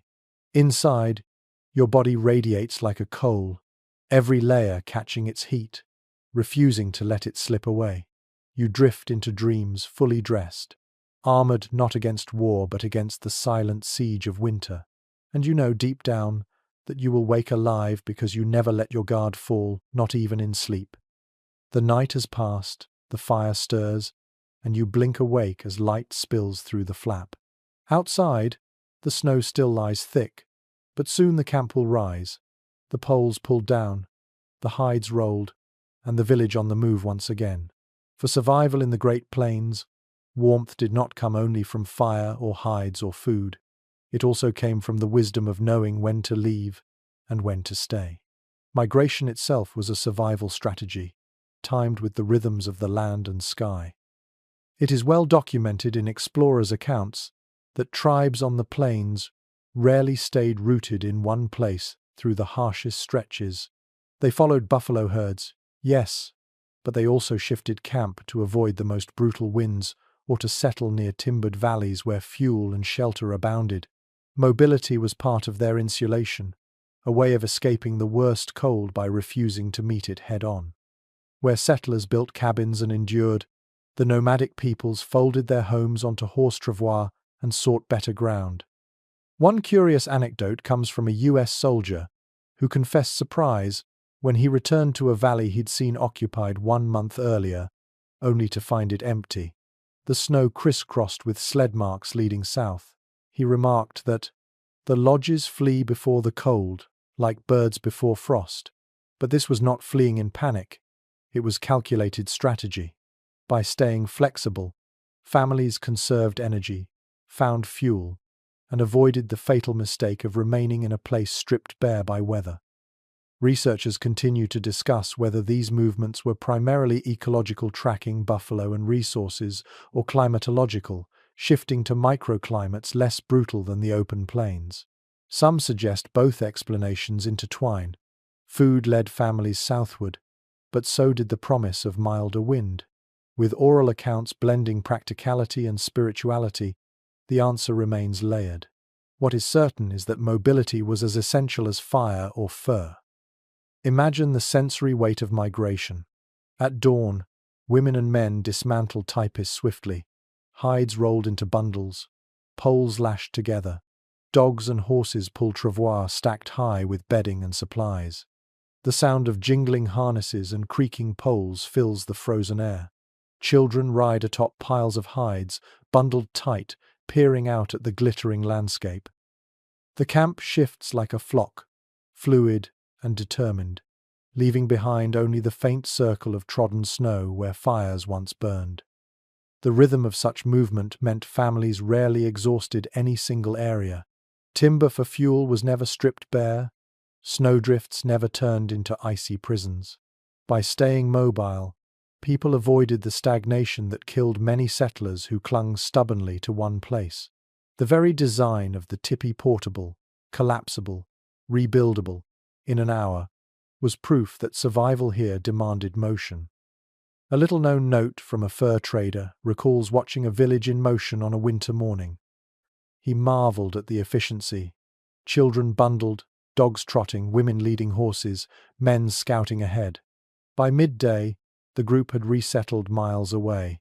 Fires lit anew, hides stretched back into shape.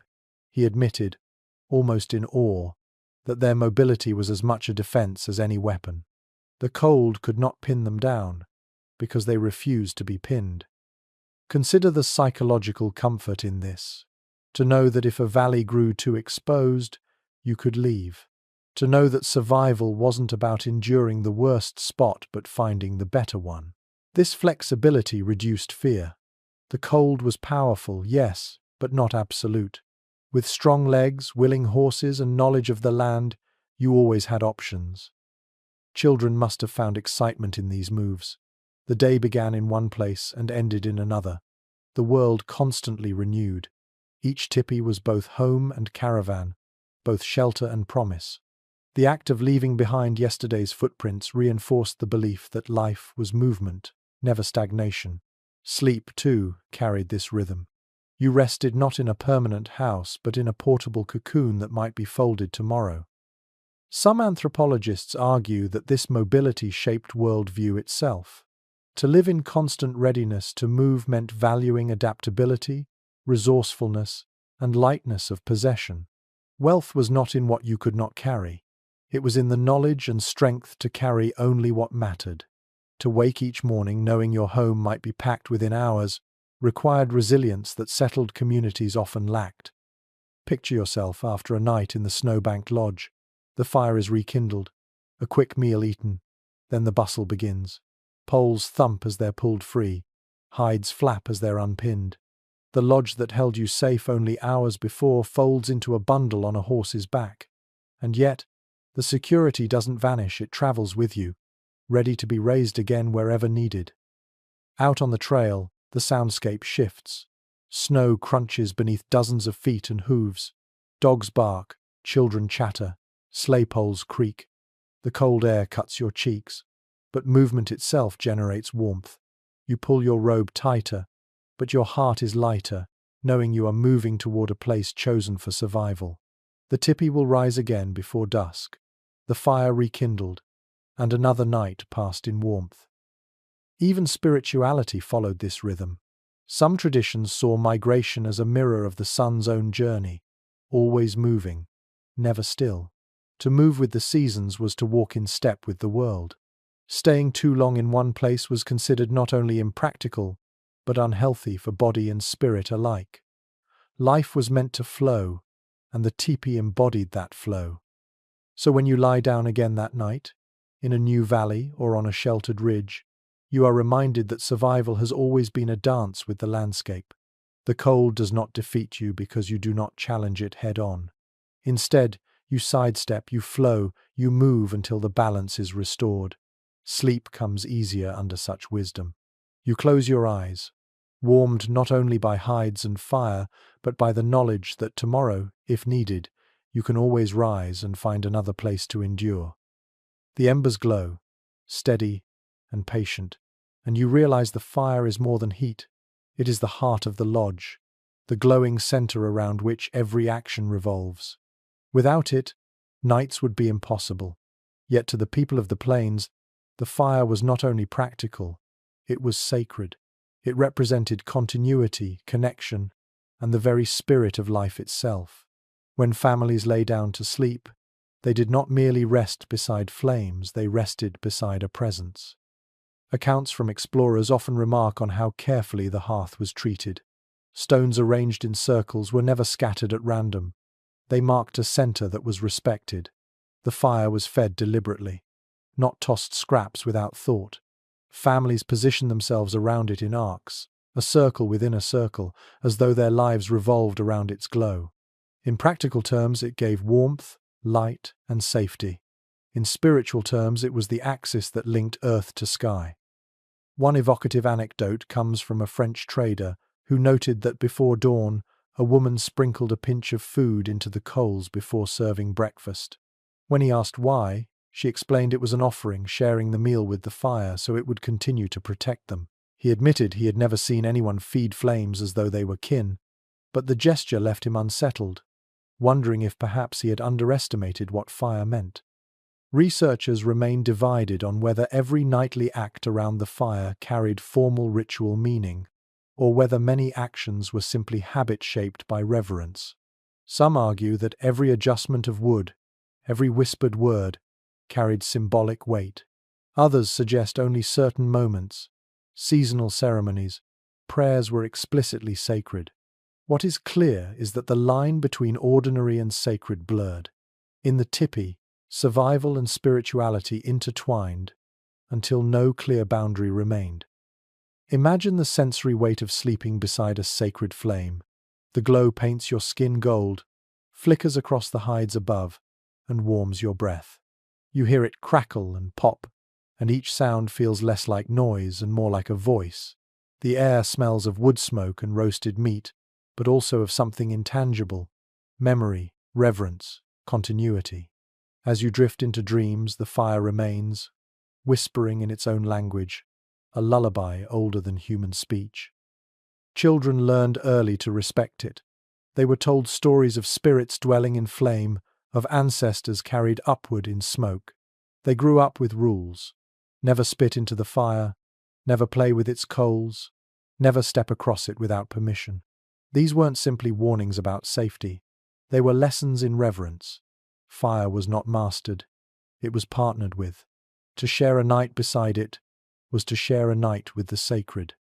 One curious detail surfaces in missionary records. Some families describe the smoke hole as the mouth of the lodge, the opening through which prayers and smoke alike rose to the heavens.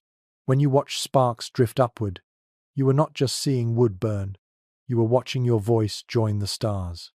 The vent above became both chimney and altar, a constant reminder that survival was never separate from spirit.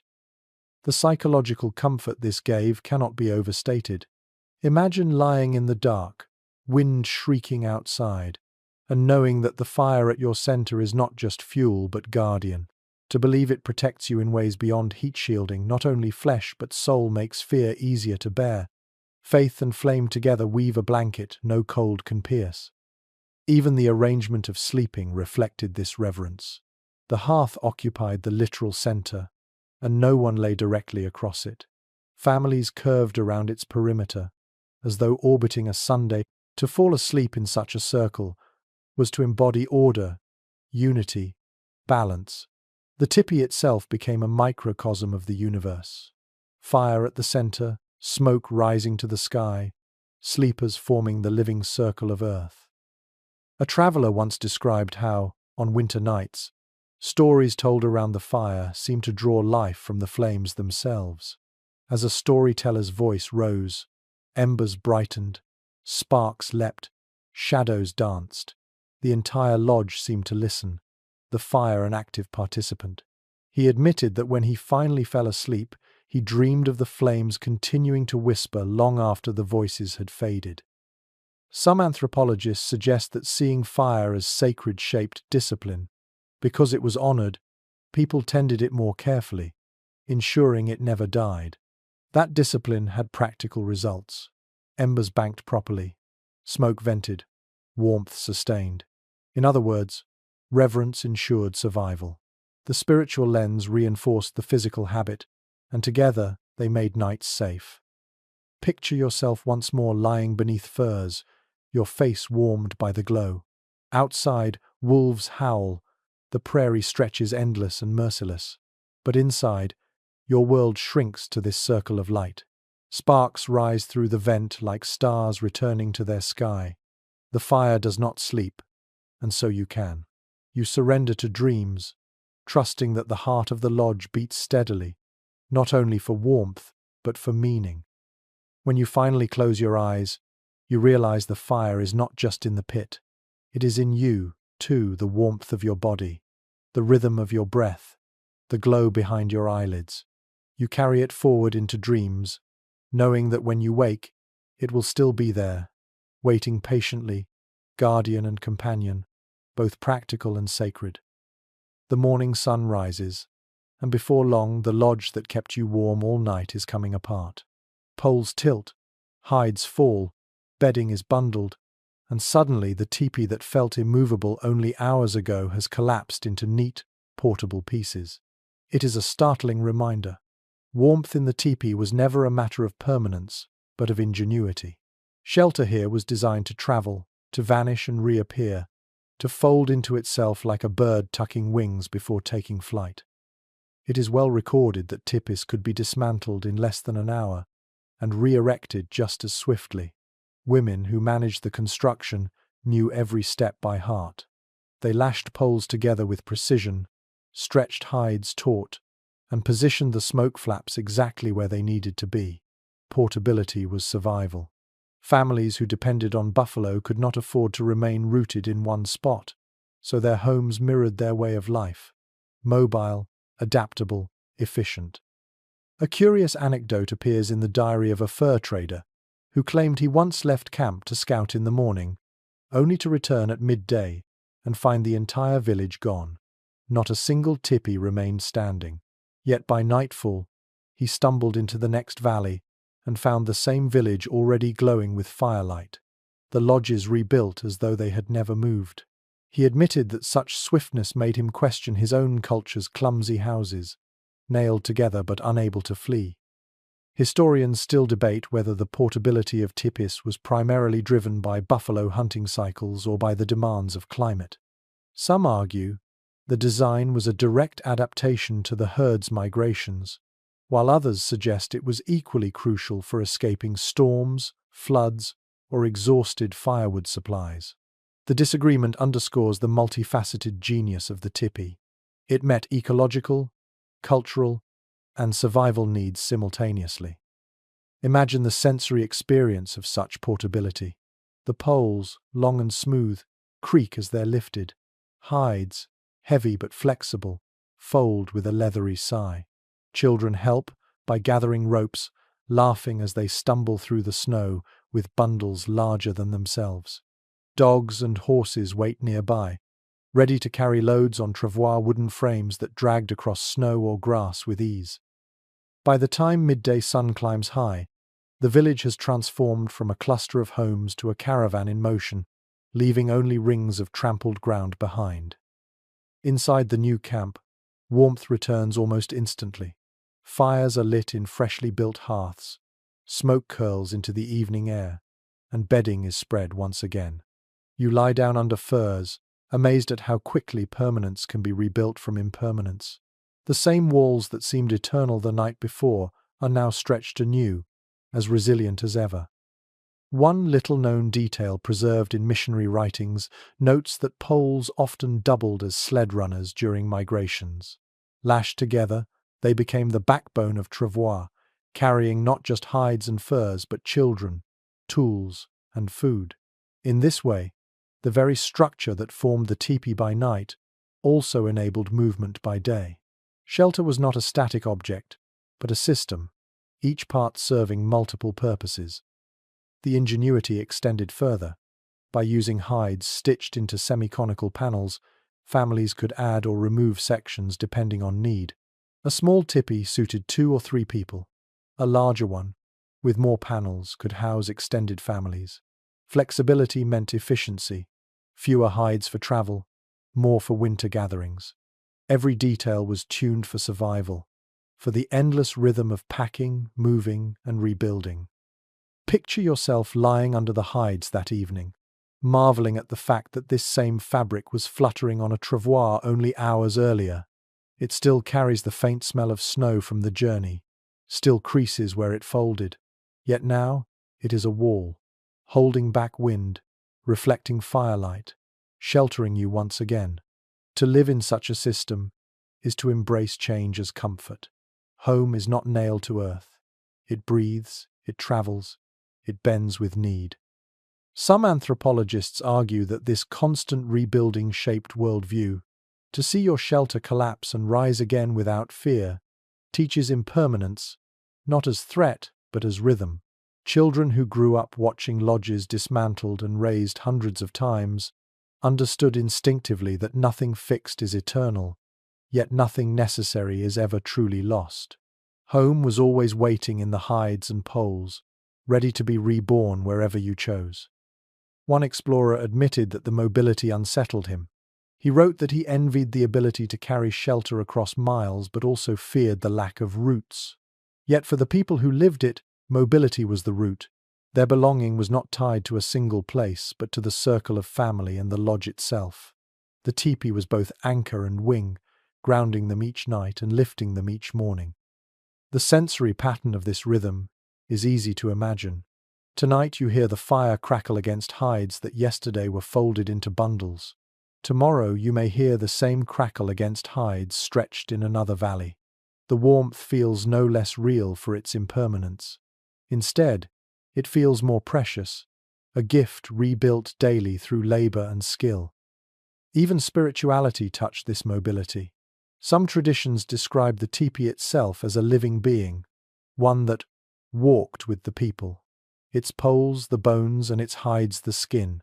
To dismantle it was not to destroy it, but to let it rest, carried gently across the land until it was ready to rise again. To sleep inside was to sleep in the embrace of a companion that travelled wherever you did, uncomplaining, patient, eternal through transformation. So tonight, as you curl beneath your layers, you think of the day's journey. You remember the poles across horses' backs, the hides rolling in the snow, the sound of laughter as camp took shape again, and you marvel at the fact that warmth is not chained to place, but to design. The tipi follows you, protects you, shelters you not because it is heavy or permanent, but because it is light, flexible, ingenious. You drift into sleep knowing that if tomorrow brings another journey, the same shelter will rise again, unchanged in purpose though remade in form. You lie back under the heavy robes, watching the fire glow faintly, and you realize something. Every detail around you has been placed with deliberate care. The mats beneath, the hides above, the position of the fire pit, the bundles stacked at the wall, all of it feels ordered, not random. This is no accident. Inside the tipi, women were the architects of warmth, the custodians of order, the quiet engineers who made survival not only possible but comfortable. Surviving records from explorers often note the speed and precision with which women raised or furnished a lodge. Within minutes of arrival at a new campsite, they could set poles, lash hides, and arrange interiors so that fire, bedding, and tools all had their rightful place. To outsiders it looked effortless. To those who depended on it, It was genius born of generations. Warmth was not only in hides and fire, but in the unseen touch of women's hands shaping the environment. One curious anecdote comes from a trader who tried to rearrange bedding to suit his own taste. He placed his furs closer to the entrance, thinking he would catch fresh air. The women of the household smiled politely, said nothing, and quietly moved his bedding back when he was out fetching water. That night, as winds rattled the flap, he realized they had saved him from freezing. He admitted in his journal that he had learned not to doubt the wisdom of those who order the lodge. Scholars still discuss whether the division of labor in Tipi life was rigid or flexible. Some argue women exclusively controlled the interior, while men concerned themselves with hunting and external defense. Others point to oral traditions showing more overlap, but consensus agrees on one thing: women's expertise in creating comfort was profound. Their work transformed raw hides and poles into homes that cradled entire families through the worst nights. Imagine the sensory choreography. A woman smooths a mat of reeds across the floor, pressing it tight against the base of the wall to block drafts. She layers a buffalo robe with the fur turned inward, then another with the fur turned outward to resist dampness. She checks the smoke flaps, adjusting them with poles until the draft pulls upward cleanly, carrying smoke without stealing too much heat. Her motions are practiced, quick, unerring. By the time the fire burns low, the space has become more than a tent. It has become sanctuary. Children watched and learned from these gestures. They saw how their mothers and grandmothers tucked edges of hides under mats to keep them from curling, how they positioned tools and baskets to act as barriers against drafts. These lessons, absorbed wordlessly, became habits passed down generation after generation. Knowledge of comfort was as carefully inherited as knowledge of hunting or warfare. One little-known note from a missionary's diary reveals his astonishment at how women managed even the smallest details. He wrote that stones used for the hearth were chosen not just for size, but for how they held heat, and women replaced them regularly when cracks weakened their strength. They do not merely burn wood, he admitted. They burn with wisdom. His grudging respect underscores how easy it was for outsiders to overlook the sophistication behind what looked simple. The layout of sleeping also reflected women's choices. Families were placed in arcs, with elders in the warmest spots, infants wrapped securely near their mothers, and younger children tucked between. Visitors and guests were positioned where smoke would be lightest but drafts strongest, a balance between hospitality and practicality. The circle was not random, it was mapped carefully, guided by experience of who needed warmth most and who could withstand the chill. The tactile result is obvious. You press your palm against the bedding beneath you and feel it layered smooth, no cold soil seeping through. You turn, and the robe covers you fully, no gaps where air can slip in. Every fold, every tuck, every placement has been thought of. You realize the comfort you enjoy is not just luck. It is the outcome of skill invisible in the dark, but undeniable in the body's ease. Anthropologists suggest that women's central role in arranging interiors also gave them quiet authority. Control of warmth was control of survival. To manage where the fire sat, how the flaps opened, how the bedding lay, was to shape the line between life and death in winter. Their work was not visible in warfare or hunting, but it was no less vital. Each night, their hands secured the boundary between comfort and catastrophe. A traveler once confessed that he had underestimated this. He saw men hunt buffalo and thought only of their courage. But after sharing weeks in lodges, he admitted that without the order women created, the hunt's spoils would be wasted. Meat would rot, hides would stiffen, fires would choke with smoke. The men bring home the body of survival, he wrote, but the women breathe its life. There is spiritual resonance here as well. In some traditions, the interior of the lodge was considered an extension of the woman's body, a womb-like shelter cradling the family. The fire was the heart, the walls, the skin, the circle of sleepers the children gathered within. Whether symbolic or simply practical, The connection reinforced respect for the feminine role in sustaining warmth. To lie in the lodge was to lie in the embrace of mothers past and present. Picture the nightly scene again. The wind screams outside, wolves cry in the distance, and snow piles against the walls. Inside, you lie warm, safe, and ordered not because chance decreed it, but because women shaped every detail. They thought of drafts you never noticed, tucked corners you never saw, positioned you where warmth would linger longest. Their expertise was not loud, not celebrated in songs of battle, but it was the steady heartbeat of survival. So you drift into sleep once more, aware that the comfort you feel is built by countless unseen gestures. The tipi is more than poles and hides. It is a system tended, arranged, and perfected by women whose knowledge turned raw materials into refuge. You rest in their design, protected not only by fur and fire, but by the wisdom of hands that worked quietly, tirelessly, so that night after night families could dream instead of shiver. The fire has settled to a low glow, and you shift under your furs, ears tuning not just to the breathing in your own lodge, but to the wider symphony outside. A tipi village at night is not silent. It is alive, breathing collectively through dozens of small openings, its sounds carrying like whispers across snow. To sleep here is to be part of a larger organism, where every lodge contributes to the rhythm of survival. It is well recorded in explorers' notes that the nights of a winter camp carried distinctive layers of sound. Dogs barked intermittently, sometimes in quick bursts, sometimes in long, mournful howls. Horses stamped their hooves against the cold ground, snorting steam into the air. From within lodges came the muffled cadence of voices telling stories, the crackle of fires being stirred, and the steady sigh of wind pressing against hides. Outsiders remarked on how these sounds never ceased completely but ebbed and flowed, a living soundtrack of resilience. One particularly curious anecdote survives from a fur trader who wrote that he once awoke convinced he was hearing music drifting across the frozen prairie. When he rose to investigate, he realized it was the overlapping tones of women humming lullabies to children in separate lodges. Each melody on its own was soft, almost inaudible, but together they formed a woven chorus that carried faintly through the night. It was as if the camp itself sang, he marveled. That image lingers the idea that warmth came not only from fire, but from music shared across walls of hide.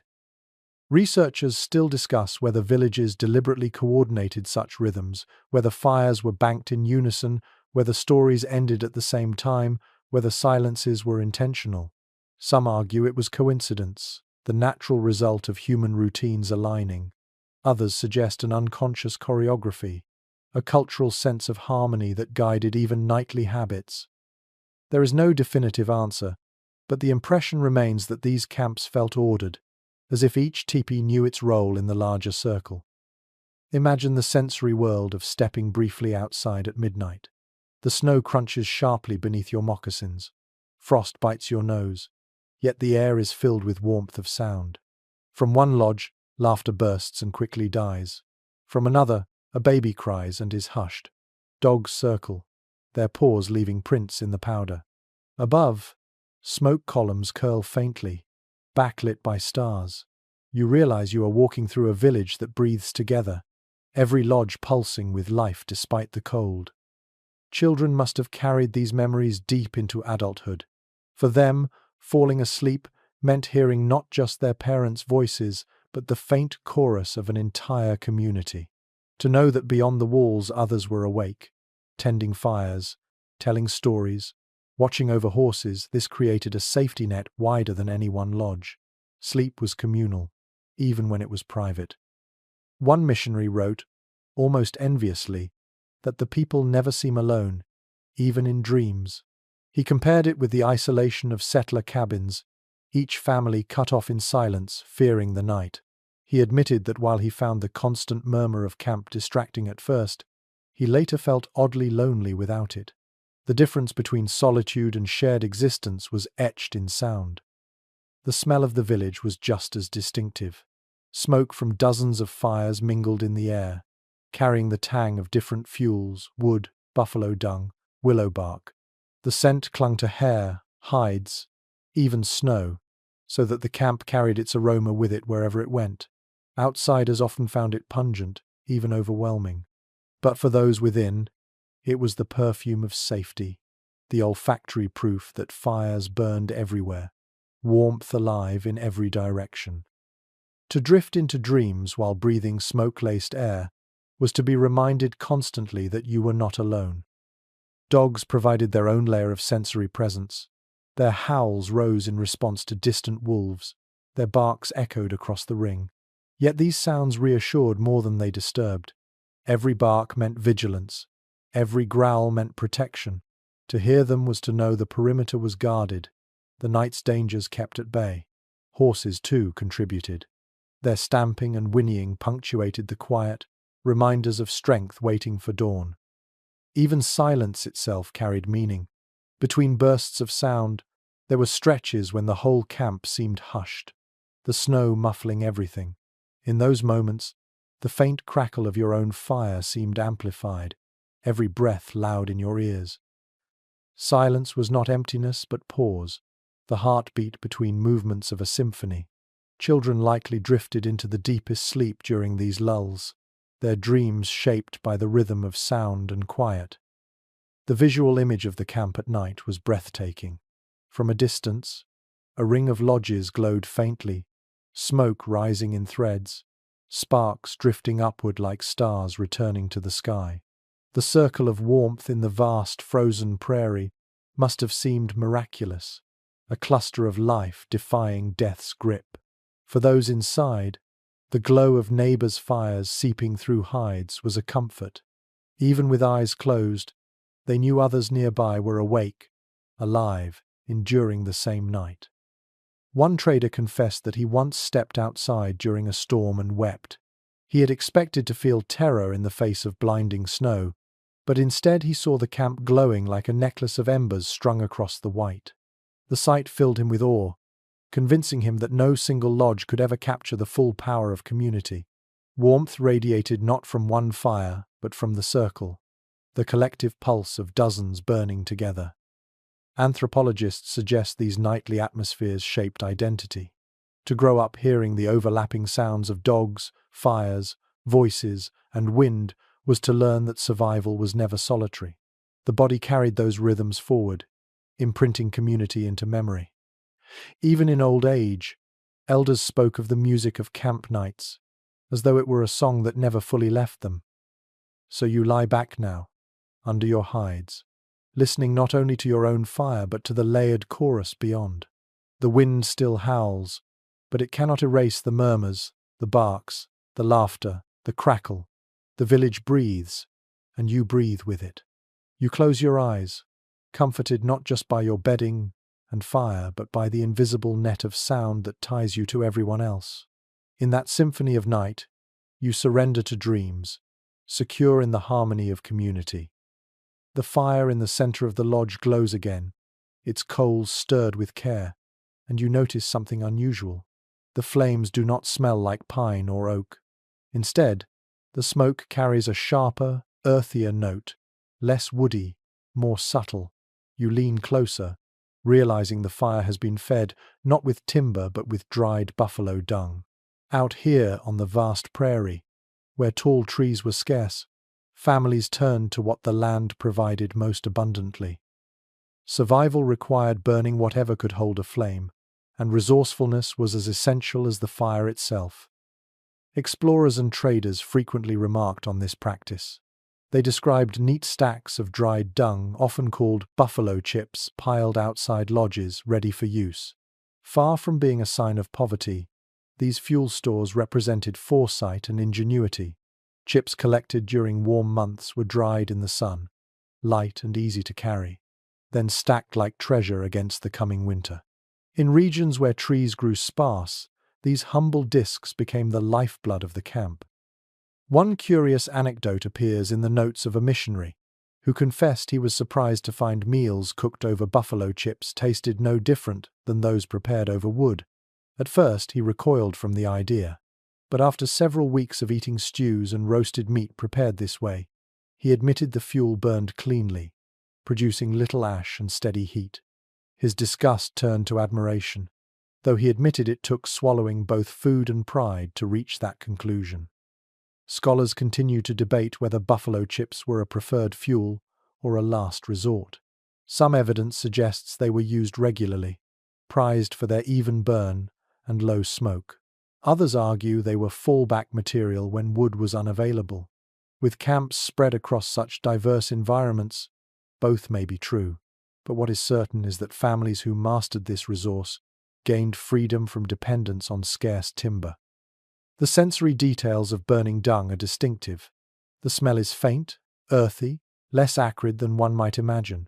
The fire burns steady, producing coals that glow like jewels, their heat long-lasting.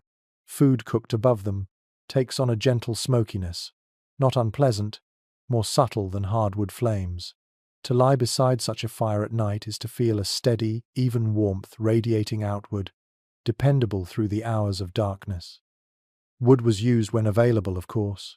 Cottonwood along rivers, willow near wetlands, or driftwood found on plains were gathered and cherished.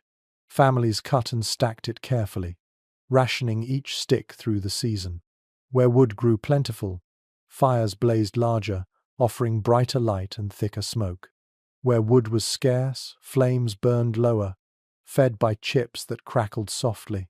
The result was always the same: warmth preserved, no matter the fuel. A little-known note from a soldier's journal recalls how children helped collect fuel. They wandered the prairie in summer, baskets slung on their backs, gathering dung where buffalo herds had passed. He observed that they laughed and competed, turning what outsiders saw as drudgery into a game. By the time snow fell, those children's playful labor had become the foundation of survival. The irony struck him deeply. Life itself often depended on chores so simple, yet so misunderstood by outsiders. Inside the lodge, the choice of fuel shaped the night. Wood fires produced more crackle, more shifting shadows, more scent. Chip fires produced steadier heat, with less drama but greater endurance. Families often banked chips beneath logs, letting both fuel types work together. The science was intuitive: quick heat from wood, long burn from dung. This layering mirrored the way they layered hides and clothing, each material serving a role, none wasted. Imagine the soundscape of such a fire. Logs pop sharply, sparks leaping into the smoke hole. Chips hiss softly, glowing red without noise. Together they create a rhythm, loud and quiet, bright and dim. You lie beside it, watching embers pulse, breathing in the mixed aroma of smoke and earth. The tipi itself becomes an alchemy of elements: wood, dung, hide, stone, all conspiring to turn winter into something bearable. Anthropologists suggest that reliance on buffalo chips symbolized deeper ties to the animal. Buffalo already provided meat, hides, bones for tools, sinew for thread. Now even their droppings fueled life, literally keeping families warm through the night. This completeness of use embodied respect: nothing wasted, everything honored. To sleep by a dung fire was not indignity, it was gratitude, a reminder of the buffalo's total gift. Some outsiders mocked the practice, sneering at the idea of burning waste, yet many later confessed envy, realizing that their own supply of chopped wood dwindled faster than expected. When storms cut off access to timber, they shivered in their cabins, while the teepee villages still glowed. Resourcefulness outlasted prejudice. Picture yourself lying back, firelight dancing across the hides above. You hear the muffled hiss of chips, see the glow steady and unwavering. You realize you are breathing easier, less smoke irritates your eyes, less soot clings to the walls. The fuel is humble, yes, but its gift is profound. It lasts, it sustains, it endures. Sleep comes easier knowing the fire will not die too quickly. Even spiritually, fuel carried meaning. Some traditions describe dung as a humble yet sacred offering, proof that even the least glamorous parts of life held power. To burn chips was to accept the world's totality, finding warmth even in what others rejected. That acceptance shaped outlook, reinforcing resilience. So as you drift towards sleep once more, you understand that the fire is not choosy. It burns what is given, whether wood, willow, or buffalo chip, and in return it offers the same gift: warmth, light, safety. You close your eyes, knowing survival here depends not on pride but on humility, on using everything, on seeing value where others see waste. In that wisdom lies the secret to making it through another winter's night. You cough lightly, and a small plume of smoke curls into your face before drifting upward toward the vent. For a moment, the air seems hazy, thick with the mingled breath of fire and sleepers. Then, with a gentle shift, the current carries it out, vanishing into the night. You realize the teepee is alive not only with warmth but with breath itself, air entering low, rising high, flowing constantly. Without this circulation, the shelter would suffocate its own people. Instead, it breathes with them, an ingenious balance of smoke and wind. Historical descriptions of tipis almost always mention the smoke hole. Unlike canvas tents or wooden cabins, which trapped smoke until lungs burned, the tipi offered an adjustable system of flaps at the peak. By moving poles from inside, families angled the flaps against or with the wind, controlling how smoke escaped. The result was not perfection. Smoke sometimes lingered, but enough to keep the lodge breathable. Survival wasn't only warmth, it was air. One curious anecdote comes from a fur company clerk who confessed he spent his first night in a lodge coughing miserably. He blamed poor design, until a woman adjusted the flaps the next morning. Suddenly, smoke drew upward in a clean column, and the air cleared. He admitted in his journal that he had thought myself smarter than the wind, but the people here know its moods better than I ever shall. His humility captures the art behind what outsiders dismissed as crude. Researchers still argue over how precise this system was. Some believe the flaps functioned almost like sails, catching air currents to pull smoke out efficiently. Others claim the hides themselves, porous by nature, allowed enough seepage that perfect venting wasn't necessary. Evidence supports both. But all agree the teepee's design avoided the choking smoke that plagued European-style cabins in similar conditions. Families could eat, talk, and sleep without constant tears in their eyes. Imagine the sensory experience of that airflow. Cold air slips quietly beneath the lodge edges, drawn inward by the fire's hunger. It brushes your ankles at first, sharp, biting, but then is transformed, warmed as it passes the flames. By the time it rises to your chest, it carries heat, not chill. You breathe it in, filling your lungs with air both fresh and warm. Above, smoke trails upward, drawn toward the vent like a prayer lifted to the sky. The adjustments were constant. Someone woke in the night, noticed smoke thickening, and rose to shift a pole. The flaps creaked, the wind caught, and suddenly the draft changed. Children barely stirred, soothed by the rhythm of caretakers working silently in the dark. Sleep was communal labor. No one lay idle if smoke grew heavy. Small corrections, minute gestures with poles, meant the difference between comfort and choking.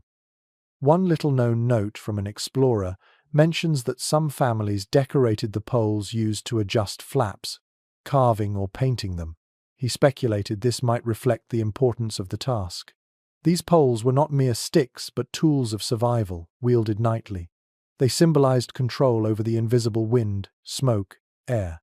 To move them was to guide unseen currents, shaping the very breath of the household. The smell of smoke still lingered, of course. Hides absorbed it, hair reeked of it, clothing carried it. Outsiders often complained bitterly, but for those inside, the scent became comfort, even identity. To breathe smoke-laced air was to know you belonged, that fire burned steadily, that warmth was alive. The very smell that outsiders loathed was, for insiders, reassurance itself. Children grew up with lungs accustomed to this environment. They learned early how to sit where smoke was thinnest, how to wave a hand to redirect it briefly, how to listen for the shift when a draft cleared the air. Smoke wasn't an intrusion, it was a companion, another voice in the nightly chorus. There is also symbolism here. Some traditions described smoke as carrying prayers upward, the vent as a pathway to the heavens. Sparks rising into the night were seen as messages, the breath of the people joining with the breath of the world. To lie in a smoky lodge was not indignity, but communion. The air you exhaled, the smoke, the fire exhaled, all of it mingled, rose, and departed together. Picture now the scene in the quietest hours before dawn. Embers glow red, air drifts gently, smoke curls upward. You shift under your furs, inhale, exhale, and realize the teepee itself is breathing with you. Its hides swell slightly in the wind, its flaps move softly, its draft cycles endlessly. You are not just in a shelter, you are inside a lung, a living organ made of wood and hide and air. A soldier once confessed that after weeks in cabins with stinging eyes, he felt relief sleeping in a lodge, even with its quirks. "The house I built smoked me half to death," he wrote, "but their lodge seemed to know when to exhale." He was baffled, but the truth was simple. Centuries of refinement had shaped a system attuned to wind and flame. Survival was not brute force, it was finesse. The tactile presence of airflow could be felt even in dreams. Cold brushed your toes but never lingered. Warmth washed your chest.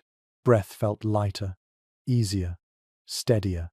These rhythms lulled you into sleep, each inhale tied to the fire, each exhale carried upward in the smoke's drift. To live in such balance was to feel part of something larger, something that used wind itself as ally rather than enemy. So you turn now, eyes half closed, the smoke clearing once more. You listen to the faint flap of hides shifting above, the fire sighing as it exhales. You feel the draft swirl across your face, not choking but soothing. The tipi breathes, and so do you. You drift towards sleep, wrapped not only in hides and warmth but in the subtle genius of airflow, the invisible art that turned a simple lodge into a sanctuary of breath. You stir beneath your robe, roll onto your side, and notice the bedding smells faintly of smoke and hide, touched with the musk of grass mats beneath. Everything here has been laid down, layered, and maintained with care.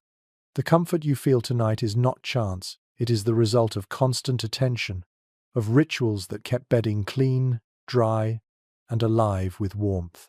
In a world where snow crept under hides and dampness could be deadly, families treated bedding as sacred as fire itself.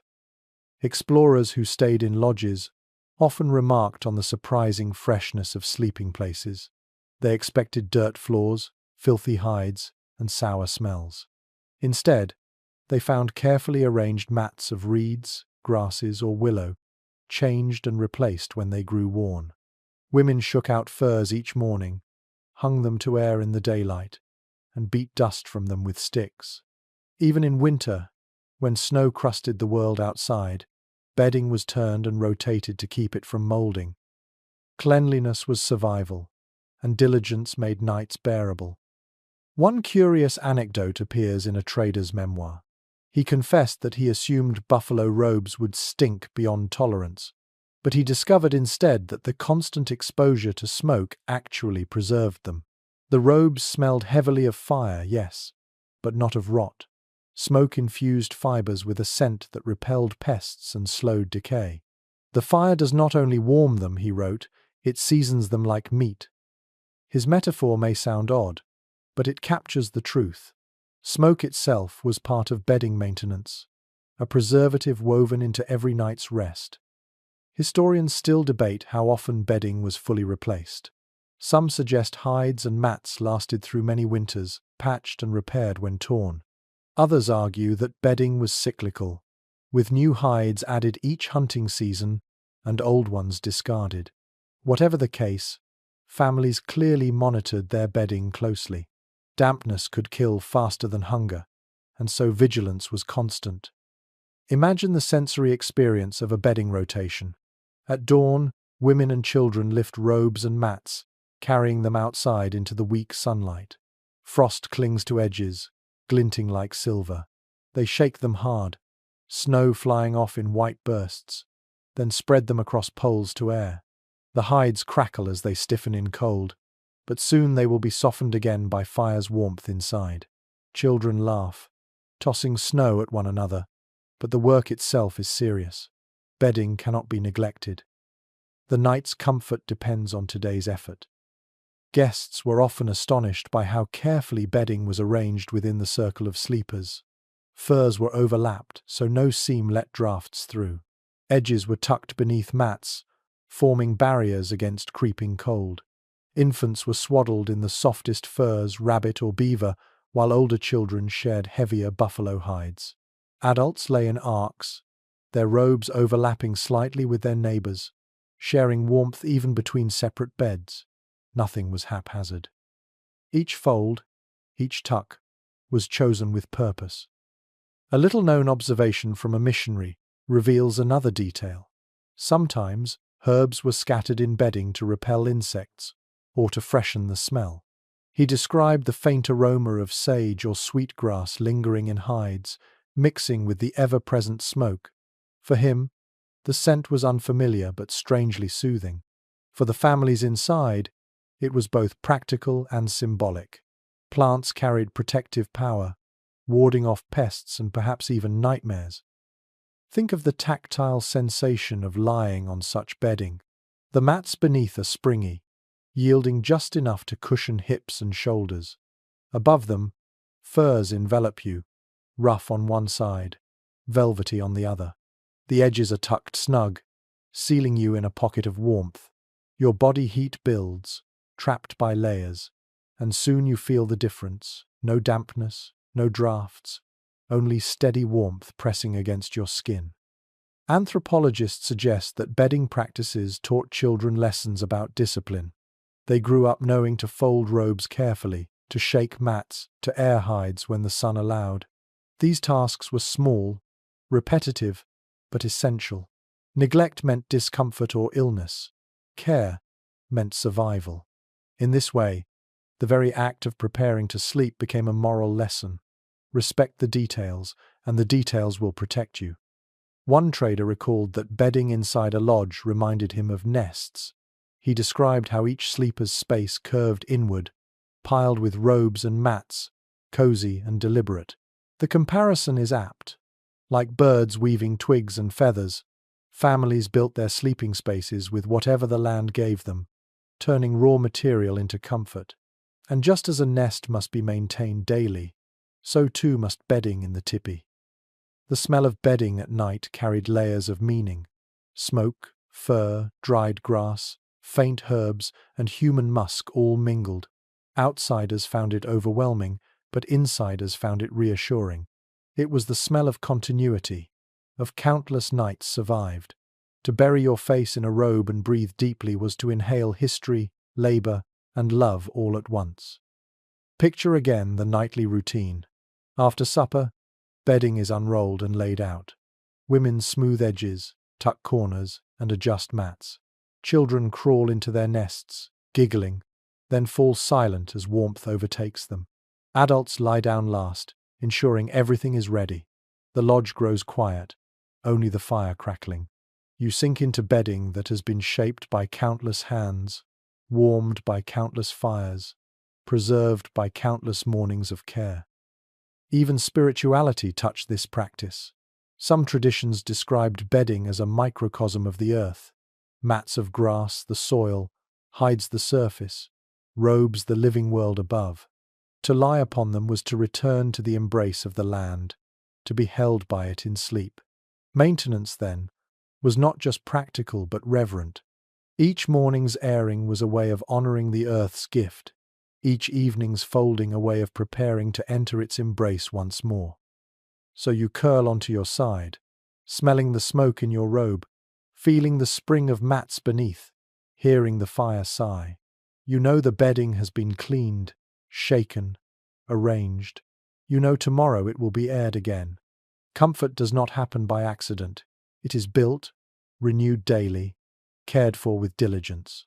You drift into sleep, secure not only in warmth, but in the assurance that countless careful hands have made this rest possible. The fire has dwindled to faint embers, shadows pulse against the hides, and your eyelids grow heavy. Sleep is near, but here, in the circle of a tipi, slumber is never only rest. It is a passage, a threshold into other worlds. For the people of the plains, dreams were not dismissed as idle illusions. They were teachers, messengers, sometimes even warnings. To close your eyes inside the lodge was to enter not only warmth, but vision, to join a tradition where the night's images carried weight beyond the morning. Ethnographers who recorded oral histories describe how dreams were often shared aloud at dawn. Elders explained them, sometimes interpreting symbols, sometimes listening silently as children or adults recounted strange journeys. The tipi became both cradle and cathedral, a place where bodies slept but spirits traveled. Sleep was practical, yes, but it was also spiritual practice, another dimension of survival woven into nightly routine. One evocative anecdote comes from a trader who awoke to hear a man telling his family about a dream of buffalo flooding across a valley. The next week, a herd appeared there, exactly as he had described. The trader admitted he did not know whether coincidence or prophecy, but the family treated the dream as guidance, shaping their hunting plans around it.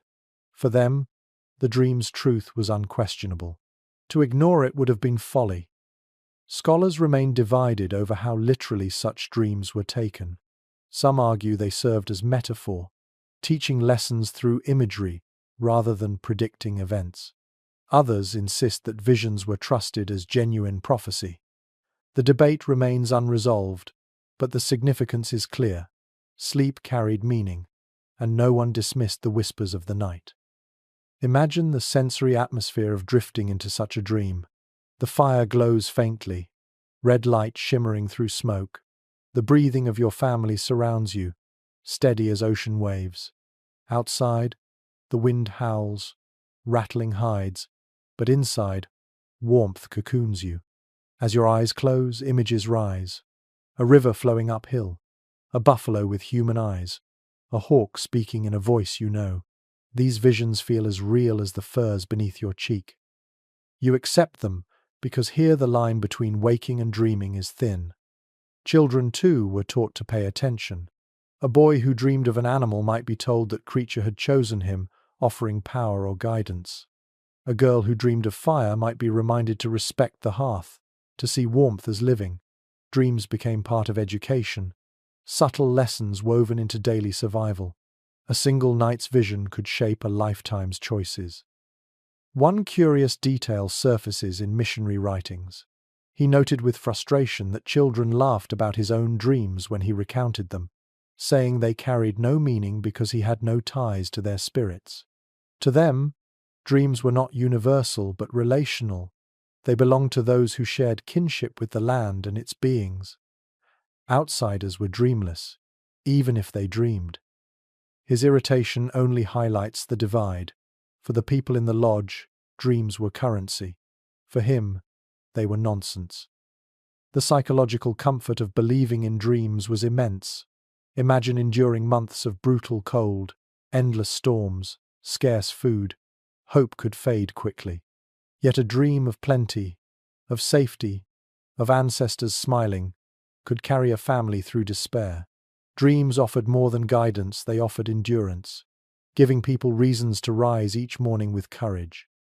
Some anthropologists suggest that the very conditions of tipi sleep fostered vivid dreams. The flickering firelight behind closed eyelids, the rhythmic sound of wind and breathing, the mingling of smoke and scent, all these stimuli blurred boundaries of consciousness. Sleep became liminal, neither fully detached nor fully awake. The mind drifted easily into imagery, and the culture gave those images weight. Picture again a morning after such a night. Dawn filters through the east-facing flap, golden light spilling across mats. Embers still glow faintly. Children rub their eyes, adults stretch, and then someone begins recounting their dream. The family listens, nodding, sometimes laughing, sometimes solemn. The dream is treated as real, its lessons folded into the day. What happened in sleep belongs to everyone, shared like fire, food, and warmth. One elder once told an ethnographer, "The dream is also fire. It warms you when the night is long." The metaphor is striking. Just as embers glow through darkness, so do visions. Both keep the heart alive. To dismiss dreams would be like letting the fire die, an act of negligence that risked more than comfort. The sensory quality of dream sharing is intimate. Voices are low, almost whispers. Smoke curls lazily above. The smell of last night's stew lingers faintly. Faces glow in morning light, and words carry images from one mind to many. You hear of hawks, rivers, buffalo, ancestors, and though you did not see them yourself, you feel their weight. Sleep was never solitary. It was communal, just as waking was.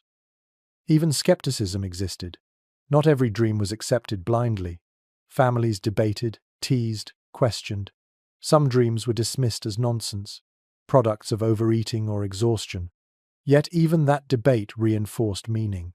By questioning, by interpreting, people acknowledged that dreams mattered. Dismissal was still engagement, proof that visions were woven into the fabric of life. So you close your eyes again, drifting once more into the liminal space between breath and vision. The tipi sways in the wind, fire pulses faintly, and you feel the boundary dissolve. The dream awaits, carrying you where daylight cannot. Whether message, metaphor, or mystery, it warms you nonetheless. And in that warmth, you sleep, not only surviving the night but gathering guidance for tomorrow. You shift in your bedding, half asleep, and a sound cuts through the muffled breathing of the lodge. A low growl outside, followed by the sharp bark of dogs. The camp stirs. Survival in winter meant more than warmth. It meant vigilance, even in the darkest hours. Wolves prowled, sometimes daring to approach camp. Rival bands or raiders might test defenses under cover of storm. To sleep in a tipi was to rest, yes, but also to be ready. Nights were safe only because the people inside never surrendered fully to slumber. Historical records speak often of this watchfulness. Men slept near their weapons, bows within arm's reach, lances propped against the poles, knives tucked into belts. Horses were tethered close, guarded fiercely, for they were both wealth and lifeline. Dogs, ever restless, were the first alarm system, their ears keener than any human's. When they barked sharply, adults rose instantly, eyes scanning shadows. A village of Tipis was not defenseless, even at midnight. It breathed in rhythm with the dangers that circled it. One vivid anecdote comes from a trader who was startled awake when every dog in a camp erupted in furious barking. He admitted his first instinct was to panic. Certain raiders had come.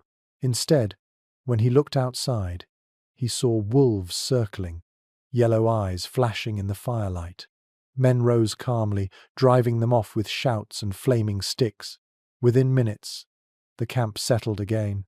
They treated it like swatting flies, he wrote, marveling at their composure. For him, danger was extraordinary. For them, it was routine. Scholars still debate whether people truly slept deeply in winter camps, or whether slumber was lighter, broken into cycles of watchfulness. Some anthropologists suggest families rotated alertness, with someone always half awake to tend fire and guard. Others argue that the layered protection dogs, horses, neighbors, made deep rest possible. With oral traditions silent on the detail, no certainty exists. What is clear is that sleep was shaped by readiness, not naive trust. Imagine the sensory feel of this readiness. You lie warm, but one hand rests on the shaft of a lance. Your ears are tuned, even in dreams, to the change in dogs' voices. A playful bark is ignored, but a growl or a frantic yelp snaps you awake instantly. Your heart pounds, adrenaline replacing drowsiness in a breath. Within seconds, you are standing, robe thrown around shoulders, scanning the dark. This rhythm repeats across thousands of nights, shaping the instincts of an entire people. Children learned it too. They woke to their parents' swift movements, felt the tension in the air, and soon understood that even inside the lodge, safety was not absolute. Fear was balanced by trust, however, for they also saw danger handled with calm. Wolves chased off, strangers challenged, fires stoked brighter, order restored. These memories taught them vigilance without panic, courage without recklessness. One little-known detail from military reports is that some warriors deliberately slept nearest the entrance, placing themselves between family and danger. The flap was both doorway and potential breach, so the strongest often claimed that spot. To outsiders, it looked uncomfortable, with cold drafts creeping in. But for those inside, it was reassurance. The family's first defense was a warrior's body, ready to rise at the faintest threat. The atmosphere of such nights was electric. Imagine hearing dogs growl low, then seeing firelight flare as men seized torches. The sound of shouts, the smell of smoke, the sight of shadows moving swiftly. Then silence again, the camp resettling, sleepers drifting back into dreams. Even in rest, life felt poised on the edge, balanced between warmth and vigilance. Predators were not the only threat. Hunger sometimes drove desperate animals closer, emboldened by the smell of food. Bears, though less common in midwinter, could still appear. People learned to store meat high, or inside lodges near fire, to mask scent. Yet no system was perfect. The tension of knowing danger might scratch at the flap made weapons by the bed a necessity, not decoration. There were human dangers as well. Rivalries between groups sometimes flared, and raids could come in darkness. Smoke holes glowing like stars marked where families slept, vulnerable if unguarded. To counter this, camps placed lodges in rings. Warriors often positioned strategically at edges. Fires kept burning low but steady. Even when eyes closed, strategies held. Safety came not from denial of threat, but from preparation for it. Think of the sensory world when a camp roused. Dogs bark furiously, horses whinny in alarm, voices rise. The cold air slaps your face as you step outside, spear in hand, snow crunching underfoot. Firelight flickers across dozens of lodges, neighbors emerging, everyone alert. You feel the collective strength of the camp, no family left to fend alone. The danger may pass quickly, but the adrenaline lingers, reminding you why vigilance matters.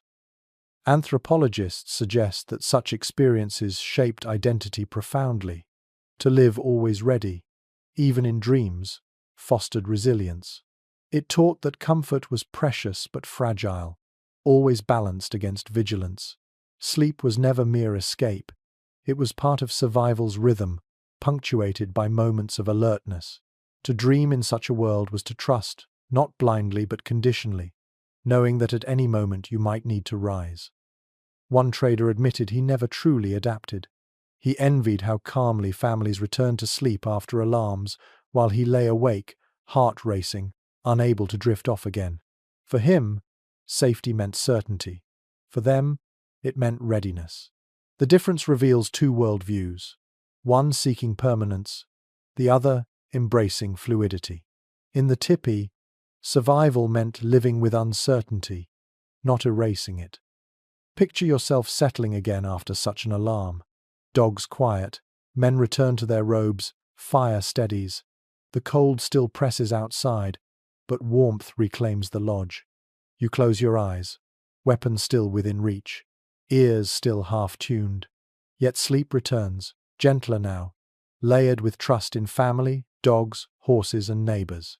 Readiness itself has become comfort.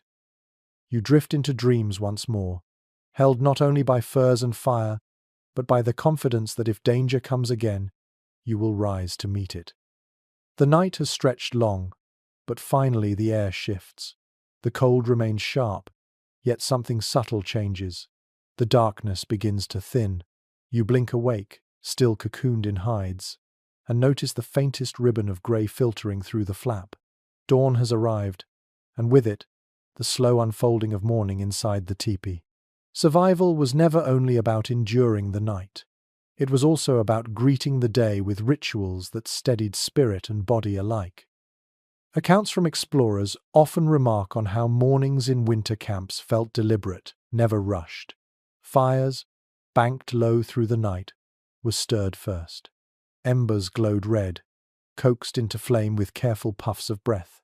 A woman added kindling, then larger sticks until warmth grew again.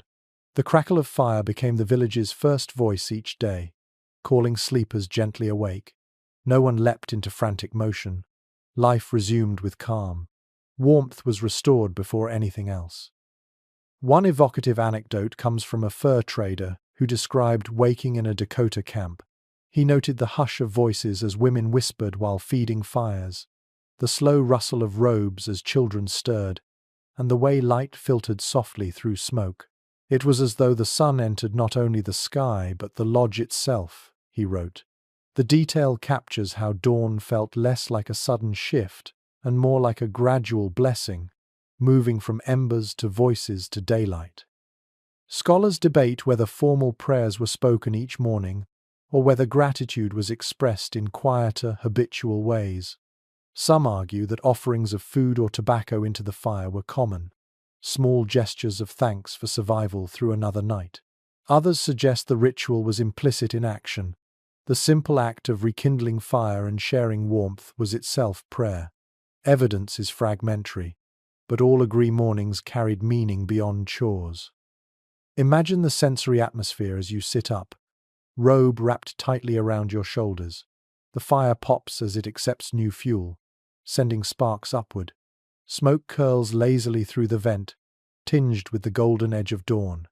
The lodge smells of warmth, returning wood or chips igniting, hides radiating stored heat. Your toes, cold against the mat, begin to thaw as you stretch them toward the flames. Outside, faint sounds of horses stamping and dogs shaking frost from their coats drift in. Children wake slowly, rubbing eyes, hair tousled, voices groggy. Mothers guide them toward the fire, where bowls of warm broth or roasted scraps are offered. A child might sip, sigh, and lean against a parent half asleep still. These small gestures of care were as important as fire or robes. Nourishment in the morning was reassurance, proof that the night's danger had passed and the day could begin with strength. One little-known observation from a missionary notes that families often stepped briefly outside at dawn, faces turned east, to breathe in the cold air. He interpreted it as a ritual greeting to the Sunday. Perhaps he was right, or perhaps it was simply the habit of checking weather, herds, and horizon. Either way, the act carried symbolic weight. To face the sunrise was to acknowledge renewal. After hours of darkness, the world had not ended. Life continued. The psychology of this transition was profound. Nights carried fear, uncertainty, the howl of predators, the threat of freezing. To wake alive, to see light return, was never taken for granted. Gratitude permeated even mundane acts, stirring embers, passing bowls, adjusting robes. Families may not have always spoken thanks aloud, but their movements embodied relief. Every dawn was survival proven again. The tactile rhythm of morning reinforced this. Hides were shaken, folded, or rearranged. Mats were brushed, bedding rolled back to air. Children dressed in fresh layers, fingers fumbling with ties. Men tightened belts, checked weapons, prepared to tend horses. Women portioned food, planned tasks. The lodge shifted from cocoon of sleep to hive of activity, each role fitting into place seamlessly. The same circle that had cradled silence now hummed with motion. Anthropologists suggest these rituals shaped resilience. By greeting each day with routine, families created continuity in a world of constant change. Storms might rage, herds might move, danger might loom, but every dawn began with the same acts. Fire rekindled, food shared, sun greeted. The predictability anchored spirit, making survival not merely endurance but rhythm. A trader once confessed that he envied this rhythm. His own mornings, he admitted, began with chaos, fumbling with matches, cursing at frozen boots, rushing into tasks. In contrast, The Tipi mornings unfolded slowly, methodically, almost serenely. He realized that the calm itself conserved energy, making long days more bearable. The difference was not accident but wisdom, cultivated across generations. Picture yourself now, sitting cross-legged by the fire. The east-facing flap has been lifted, and light spills across the floor, gilding every hide with gold. Smoke drifts upward, glowing in the beam like incense. You sip warm broth, your body easing into wakefulness. Outside, voices rise. Laughter begins. Children dash into snow with shrieks. Inside, warmth grows steady. Your robe loosens. Your breath slows. You feel gratitude not as an abstract idea, but as sensation. Heat in your chest, light on your face, food in your belly. Even spirituality wove through these mornings. Some traditions describe dawn as a time when the veil between worlds thinned, when spirits were closest. To wake and face the sun was not only to greet the day, but to greet ancestors, animals, and unseen companions. Dreams from the night might be shared now, their messages folded into morning tasks. The lodge became classroom and chapel both, where warmth carried meaning beyond survival. So you finish your broth, roll your bedding, and stretch your limbs. The night's cold still lingers outside, but inside, light and fire have claimed victory. You rise knowing that another night has been endured, another dawn embraced. Survival is not only in hides and fire, but in gratitude, in routine, in the quiet rituals of first light. You close your eyes briefly, inhaling smoke and sunlight, and you feel peace. In that peace lies strength, and in that strength, the promise that tonight, when darkness falls again, you will endure once more. The sun has climbed, the morning bustle has quieted, and daily tasks unfold. Yet even in daylight, the shadow of night lingers. Everyone knows darkness will return, with its cold, its dangers, its relentless hunger for warmth. The success of tomorrow's sleep is decided today. Fuel must be gathered, bedding tended, food prepared, hides checked. Survival was not a matter of one dramatic battle each night, but of countless small, careful acts performed long before the stars appeared. Travelers who lived among winter camps often wrote with astonishment about the discipline of these routines. Women collected fuel relentlessly, wood where possible, buffalo chips when not stacking them carefully against lodges. Men inspected horses, tethered them securely, sometimes bringing them closer when storms threatened. Children fetched water, gathered snow, or carried small bundles of kindling. The camp moved like a machine, each person contributing, each action aimed at one goal, another night of warmth. One curious anecdote comes from a soldier who admitted he underestimated the seriousness of these preparations. He napped by the fire one afternoon, only to be scolded gently by an elder who told him, "You sleep now, you freeze later." The words struck him like a proverb. He later wrote that he never again wasted daylight, realizing that every stick gathered, every robe shaken, every chip stacked, was a promise to tomorrow's body. Scholars still debate whether such routines were rigidly scheduled or more flexible, guided by need. Some argue that strict order governed chores, ensuring no family lagged. Others suggest work flowed organically, each person rising when fuel dwindled or bedding sagged. What is certain is that neglect was costly and diligence was constant.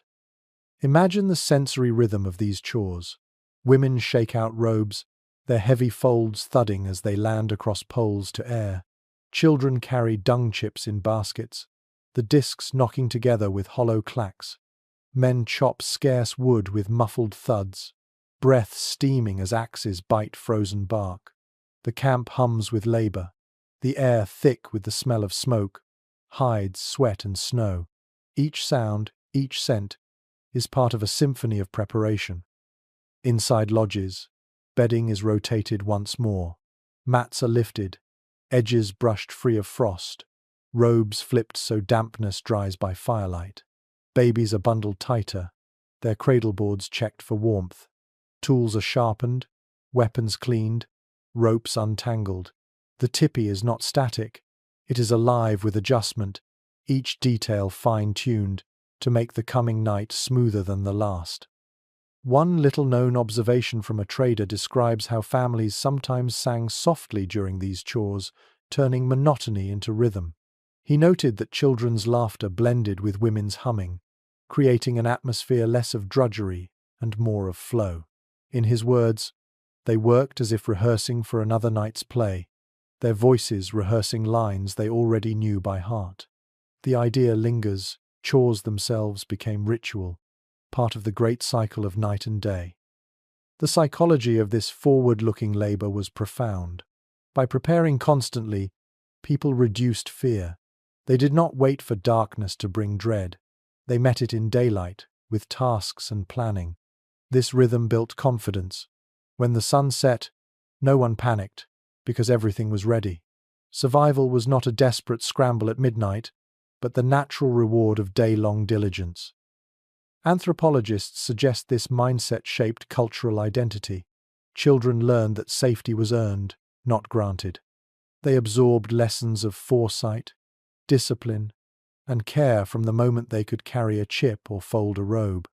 These lessons endured, shaping adults who understood that small acts stacking fuel, mending seams were as heroic as hunting or battle. Picture the atmosphere late in the afternoon. Shadows stretch across snow, the air grows sharper, and the camp begins to shift.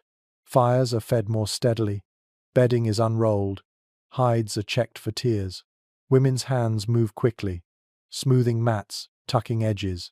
Men bring in fuel, stacking it near the hearth. Children scamper, delivering the last bundles. The entire camp moves toward one shared climax: readiness for nightfall. A trader once confessed he marveled at how the village seemed to inhale as sunset approached. They drew breath together, he wrote, preparing to exhale warmth through another night. His observation may have been poetic exaggeration, but it captures the truth. A tipi camp did not face night passively. It anticipated, prepared, and met it as a collective act. The sensory satisfaction of this readiness was tangible. To see a high stack of fuel, to smell hides warmed from airing, to feel robes freshly shaken, to hear water bubbling in pots, these reassured hearts. Each sense confirmed that the coming cold would be held at bay. Families drifted into evening with confidence, knowing tomorrow's survival had already been secured. Even spirituality brushed these routines. Some traditions described preparation itself as sacred duty. To neglect chores was to disrespect the gifts of earth, the wood, the buffalo, the hides. To honor them was to treat survival not as entitlement but as relationship. By tending bedding, stacking fuel, and stirring fire, families honored the cycle that kept them alive. So you sit cross-legged in the lodge as dusk settles, watching the fire flare brighter. Outside, the village hums with last-minute chores, laughter, and voices. Inside, bedding lies smooth, fuel stacked, robes ready. You exhale slowly, feeling the satisfaction of order. The night will be cold, yes, but you are ready. Readiness itself is warmth, as real as fire, as steady as breath. You lie back under your robe, secure in the knowledge that tomorrow morning, when dawn comes again, you will wake alive because of what was done today. Night gathers again, and the village settles into its familiar rhythm. Fires glow, robes are pulled tight, dogs circle and lie down. You feel the cycle repeating, the same preparations, the same warmth, the same vigilance. Yet you also sense that each night is more than repetition. It is continuity, a thread linking generations. To sleep inside a tipi was never just to avoid freezing. It was to affirm belonging, to embody tradition, to carry forward a way of life shaped by land, animals, ancestors, and ingenuity. Historical accounts often remark on this continuity. Explorers who expected disorder instead found order: lodges placed deliberately, chores performed daily, sleep guarded by ritual. Outsiders saw tents of hide. Insiders knew they were living systems. The tipi was both fortress and womb, both shelter and symbol. Every night survived was proof that knowledge passed down through centuries still worked. One curious anecdote comes from a missionary who admitted, grudgingly, that he had underestimated the tipi. He believed stone houses superior, yet he found himself coughing in smoke-filled cabins, while families in Tipis breathed easier. He saw them sleep through storms that shattered wooden roofs, warm beneath layers of robes while he shivered under blankets. In his journal he wrote, "They have mastered the night in ways we have not." His reluctant respect is telling. Scholars still discuss whether this mastery was born of necessity alone or shaped by spiritual worldview. Some argue that every adaptation, the smoke flaps, the snowbanks, the bedding layers, was practical invention.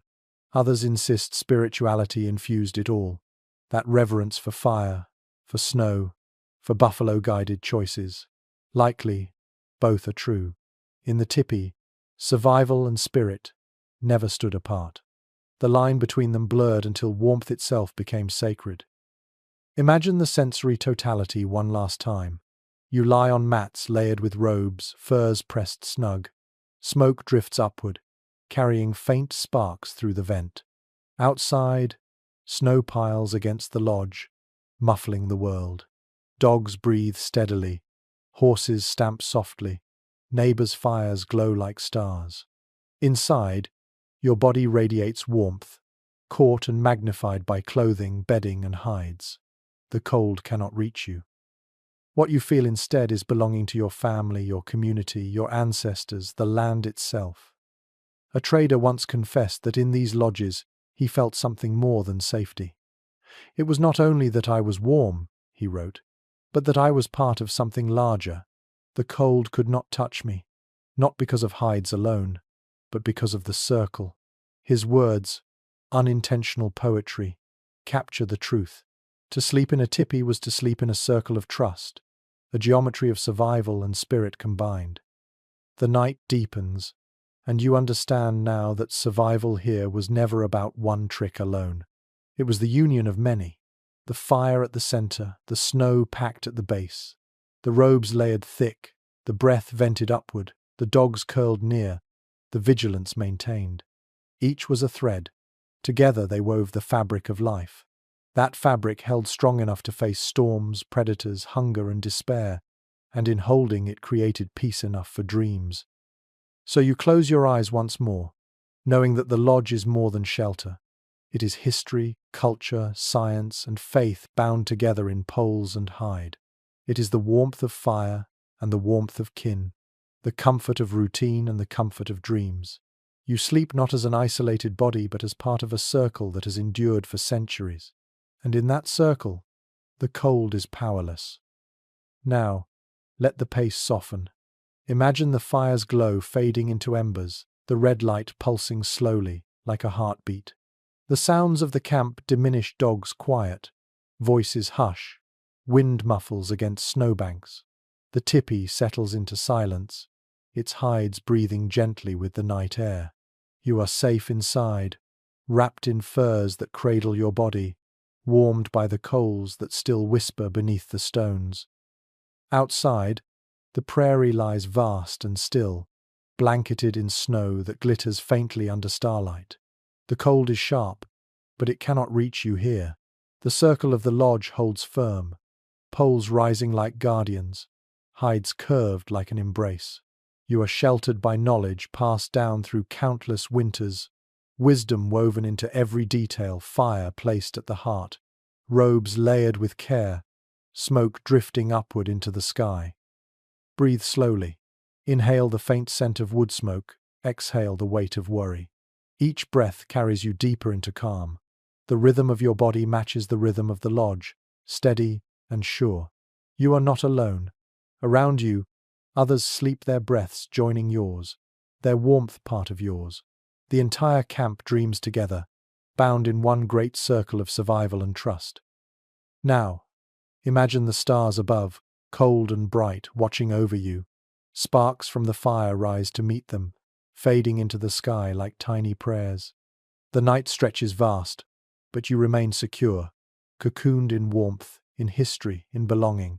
Let your mind drift like smoke, upward and outward, until thought itself dissolves into quiet. Rest now. The storm can rage, the cold can bite, but you are safe. The night holds you gently. Sleep deeply, sleep warmly, sleep in peace.